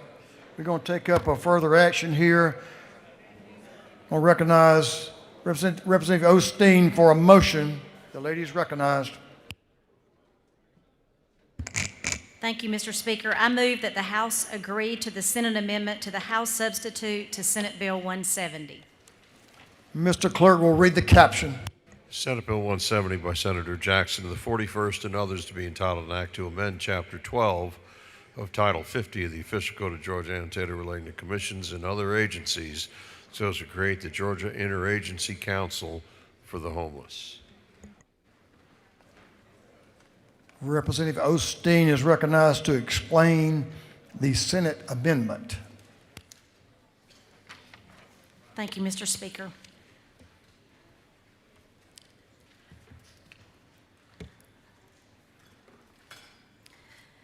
Before I get started, I don't know if I can get through this or not. I want to thank this House and everybody that's in here for the kindness that you have shown me through the death of my daddy. It hit me today. It's okay. It hit me today that when I was going to ask for an agree to this bill, that this was my first bill last year. And I flashed my daddy up on that screen with all of us. He was in the hospital. And he was in the hospital during Hurricane Helene when that hospital was without power for 7 days. And that's why this bill was given to me, because my own hospital was without power almost 5 days. We didn't have enough generation to make our hospitals work. And y'all know that my daddy passed away last week, and we buried him last Wednesday. And I was just thinking when I was going to present this that what a way to honor him this week is to get, I'm sorry, I'm so upset, is to get this bill passed so that we can keep these hospitals when there's more things that are coming, more disasters that are coming. All these hospitals can have generators so that everybody in there can get the care that they need.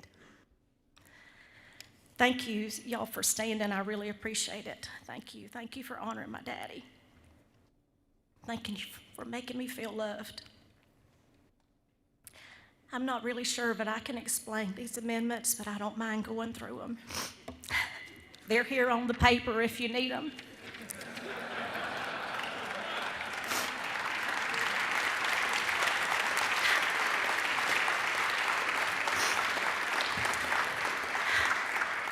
If the lady will yield for 1 second, you know what her mother told her last week?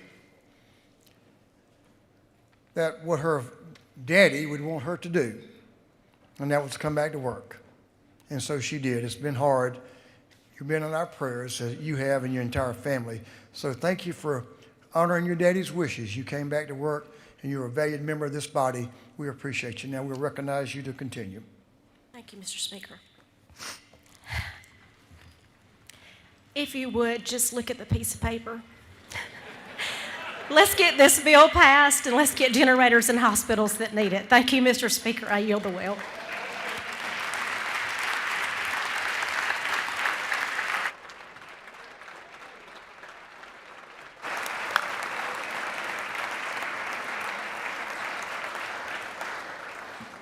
On the lady's motion that the House, this House, agree to the Senate amendment to the House substitute to Senate Bill 170. All those in favor will vote yes. All those opposed will vote no. And Mr. Clerk will unlock the machine.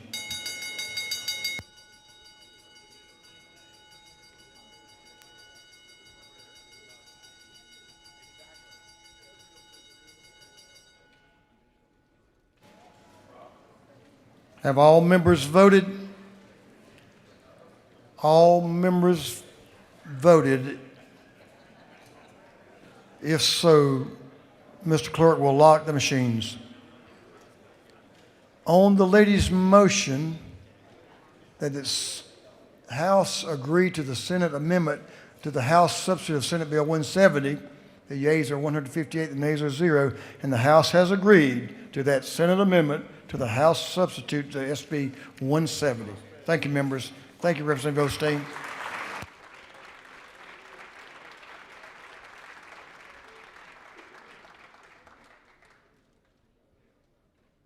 For what purpose does Chairman Hilton rise? Motion. State your motion. I would like to move to recommit Senate Resolution 23 back to the Rules Calendar. To the Rules Committee? Rules Committee. Yes, sir. Mr. Clerk, will you read the caption? Senate Resolution 23 by Senator Cowser to the 46th and others, the resolution applying to the United States Congress to call a convention under Article 5. On the gentleman's motion that Senate Resolution 23 be withdrawn from the calendar and recommitted to the Rules Committee, is there objection? Hearing none, is so ordered. Thank you, members. We'll roll on to afternoon orders right now. Representative Stinson. Representative Patty Stinson. Representative Stinson.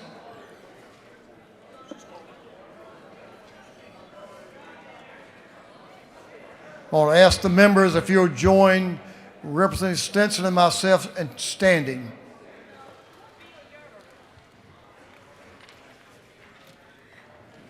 Lady will suspend just for a moment. Yes.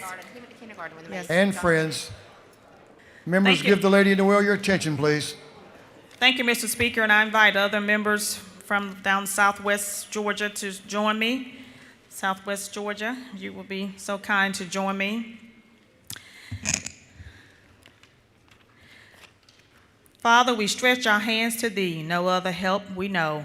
If you withdraw yourself from us, we will have nowhere to go. It is with sincere sympathy the Davis Funeral Home of Osceola, Georgia, paused to announce the passing and homegoing celebration in honor of Mr. Jonathan Tyrone Fuller of East Point, Georgia, formerly of Gladys, Georgia. And you see his picture on the screen. Mr. Tyrone Fuller was heavily involved in the funeral industry, originally from Osceola, Georgia. Jonathan leaves to cherish his memories, his parents, Miss Joanne Fuller of Osceola, and his father, Mr. Jimmy Lee and Judy Hall of Sylvester, Georgia. His homegoing celebration will be this Sunday, March 22nd at 3 p.m. in the Irvin County High School Gymnasium. He will lie in state at the Davis Funeral Home in Osceola Saturday morning from 11 a.m. to 7 p.m. And Mr. Tyrone Fuller was very grateful to this body for passing the bill that will require funeral directors and embalmers to be maintain separate licenses. So we just want to pause for a moment and remember the life and legacy of our brother, Jonathan Fuller, who was very well loved across the state of Georgia in the funeral industry. May we bow for a moment of silence. In Jesus' name, we thank you. And thank you, Mr. Speaker, and thank you, members of this body, for your love and support shown to the Davis and Fuller family this afternoon. May God bless you all. Thank you. Condolences to the family. Thank you, members.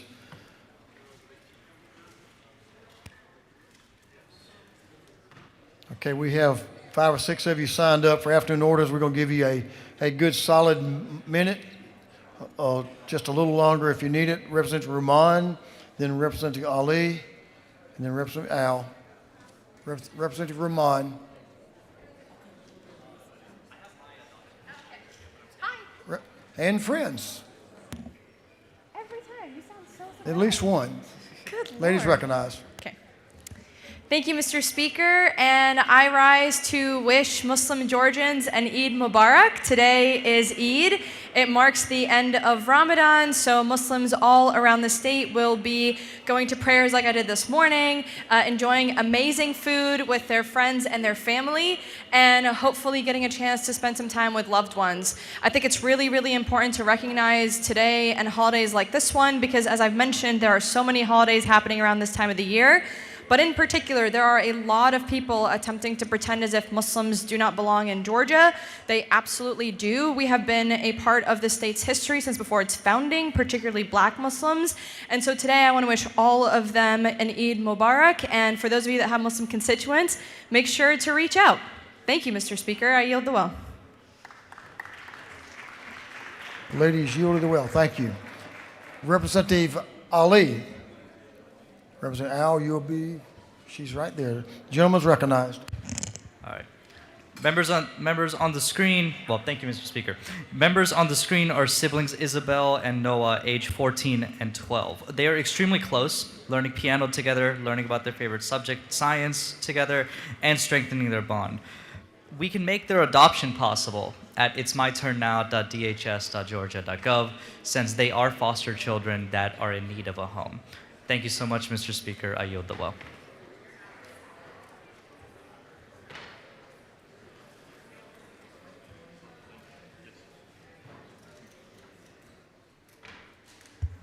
Representative Al, y'all pay attention to this one.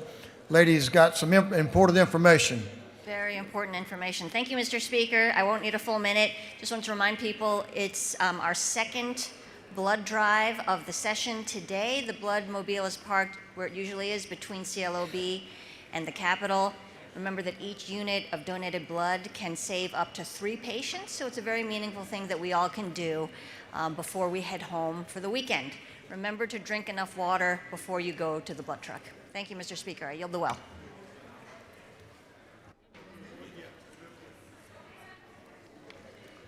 Pay attention to what the lady told you. Go down and share your blood. Representative Reeves. Chairman Reeves is recognized. Thank you, Speaker Burns. House colleagues, on Monday at lunch, the municipal court judges and clerks will be here. They will have a lunch on the second floor in room 216. Let's come appreciate our 500 cities judges and clerks on Monday and enjoy lunch with them. Thank you. I yield the well.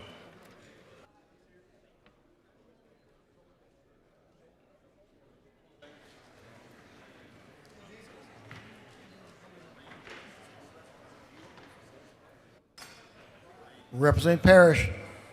Parrish, there she is right there. And friends. Yes, ma'am. Glad to have friends, and I'm always glad. Yes, sir. Thank you, Mr. Speaker. All right, y'all, if you look at the board, you will see what time of year it is, right? So everyone that wore pink today, thank you. I was channeling you. Those of you that didn't get it, be a little bit more attentive, okay? The Cherry Blossom. The Cherry Blossom Festival is starting tonight with our gala.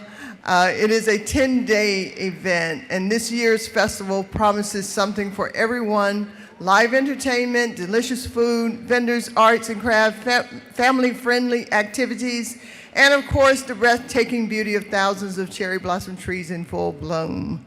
Whether you're a longtime attendee or visiting for the first time, you'll experience the joy, color, and connection that makes this event so special.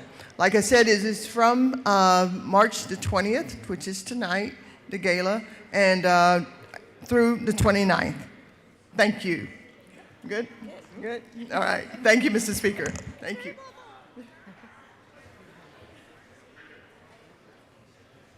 Cherry Blossom Festival. All good. Are they blooming good? Awesome. Representative Carter.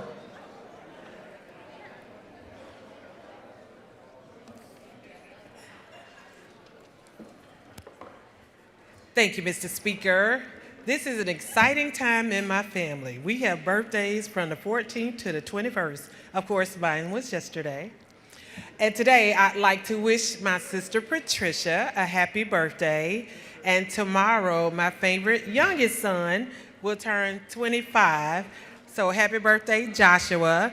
And my intern, James Ruff, who's in my office, birthday is today. So if y'all come by 509, wish James a happy birthday. Thank you. I yield the will.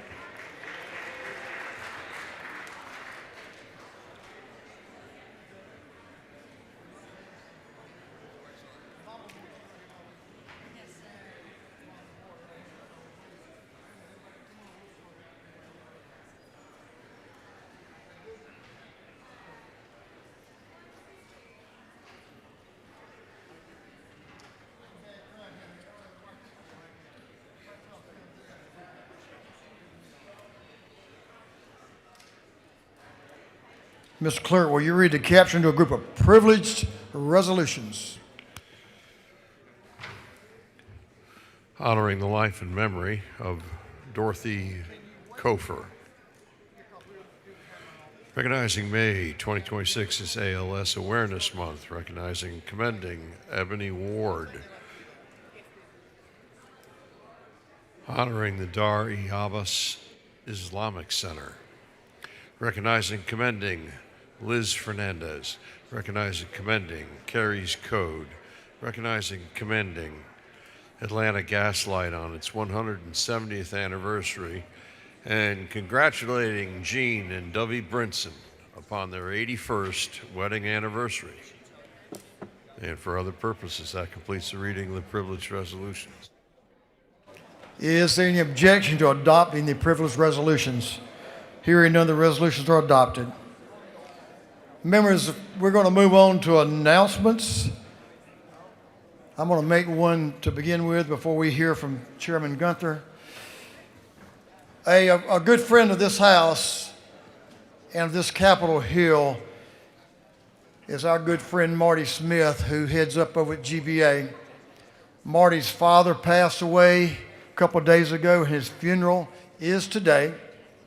So I'll ask you to keep Marty, his family, in your prayers as they go deal with the loss of their father, his father. So Marty, we're thinking about you, and he's a good man, and we appreciate his friendship and the work he does. He's done great work on what we are enjoying here in this chamber and in this building. So thanks to Marty and his team, but condolences to he and his family. Chairman Gunther, recognized for an announcement. Thank you, Mr. Speaker. House Judiciary will have a meeting upon adjournment here in the chamber for a photo. Please be here. Or be square. You'll be out of the photo if you are here, right? Representative Berry. Representative Carter, you're on deck. Thank you, Mr. Speaker. The City of Atlanta will be meeting today upon adjournment in Capitol 230. We have a special presentation from Metro Atlanta Chamber about the World Cup. Lunch will be provided. Cap 230, City of Atlanta delegation. Thank you, Mr. Speaker.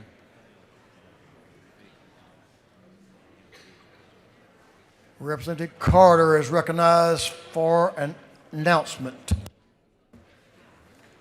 Thank you. Tomorrow is National Single Parent Day. I want to thank my former seatmate, former State Representative Stovall, for ensuring that Georgia celebrated it, and it just happened again to be my baby boy's birthday. So on tomorrow, we'll be hosting a breakfast and honoring some amazing single moms, single parents at the Rockdale Piedmont Hospital. So if anyone's in the Rockdale area and would like to join us for breakfast, let me know. Thank you. How you doing? What time? 9 a.m. 9 a.m. I'd be eating my second breakfast by 9 a.m. That's a great, thanks for doing that. That's a nice group to thank. That concludes our announcements. We do have a birthday.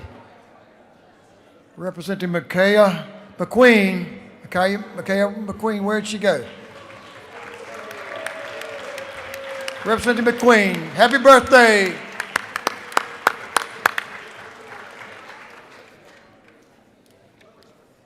Members, you see, if you have a page that served us well today, you see who they are and who you are, which is important sometimes, up on the board. And so we'll ask you to join us down front. We'll take some page photos.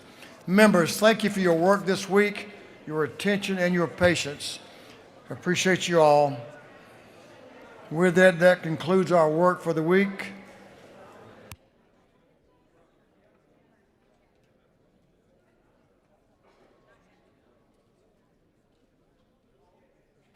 I recognize the majority leader of this House for a motion. Thank you, Mr. Speaker. I move that this House stand adjourned until Monday, March 23rd, 2026 at 10 o'clock a.m. Thank you, Mr. Leader. On the motion of the majority leader, that this House stand adjourned until 10 a.m. on Monday, March 23rd, 2026. All those in favor will say aye. Those opposed will say no.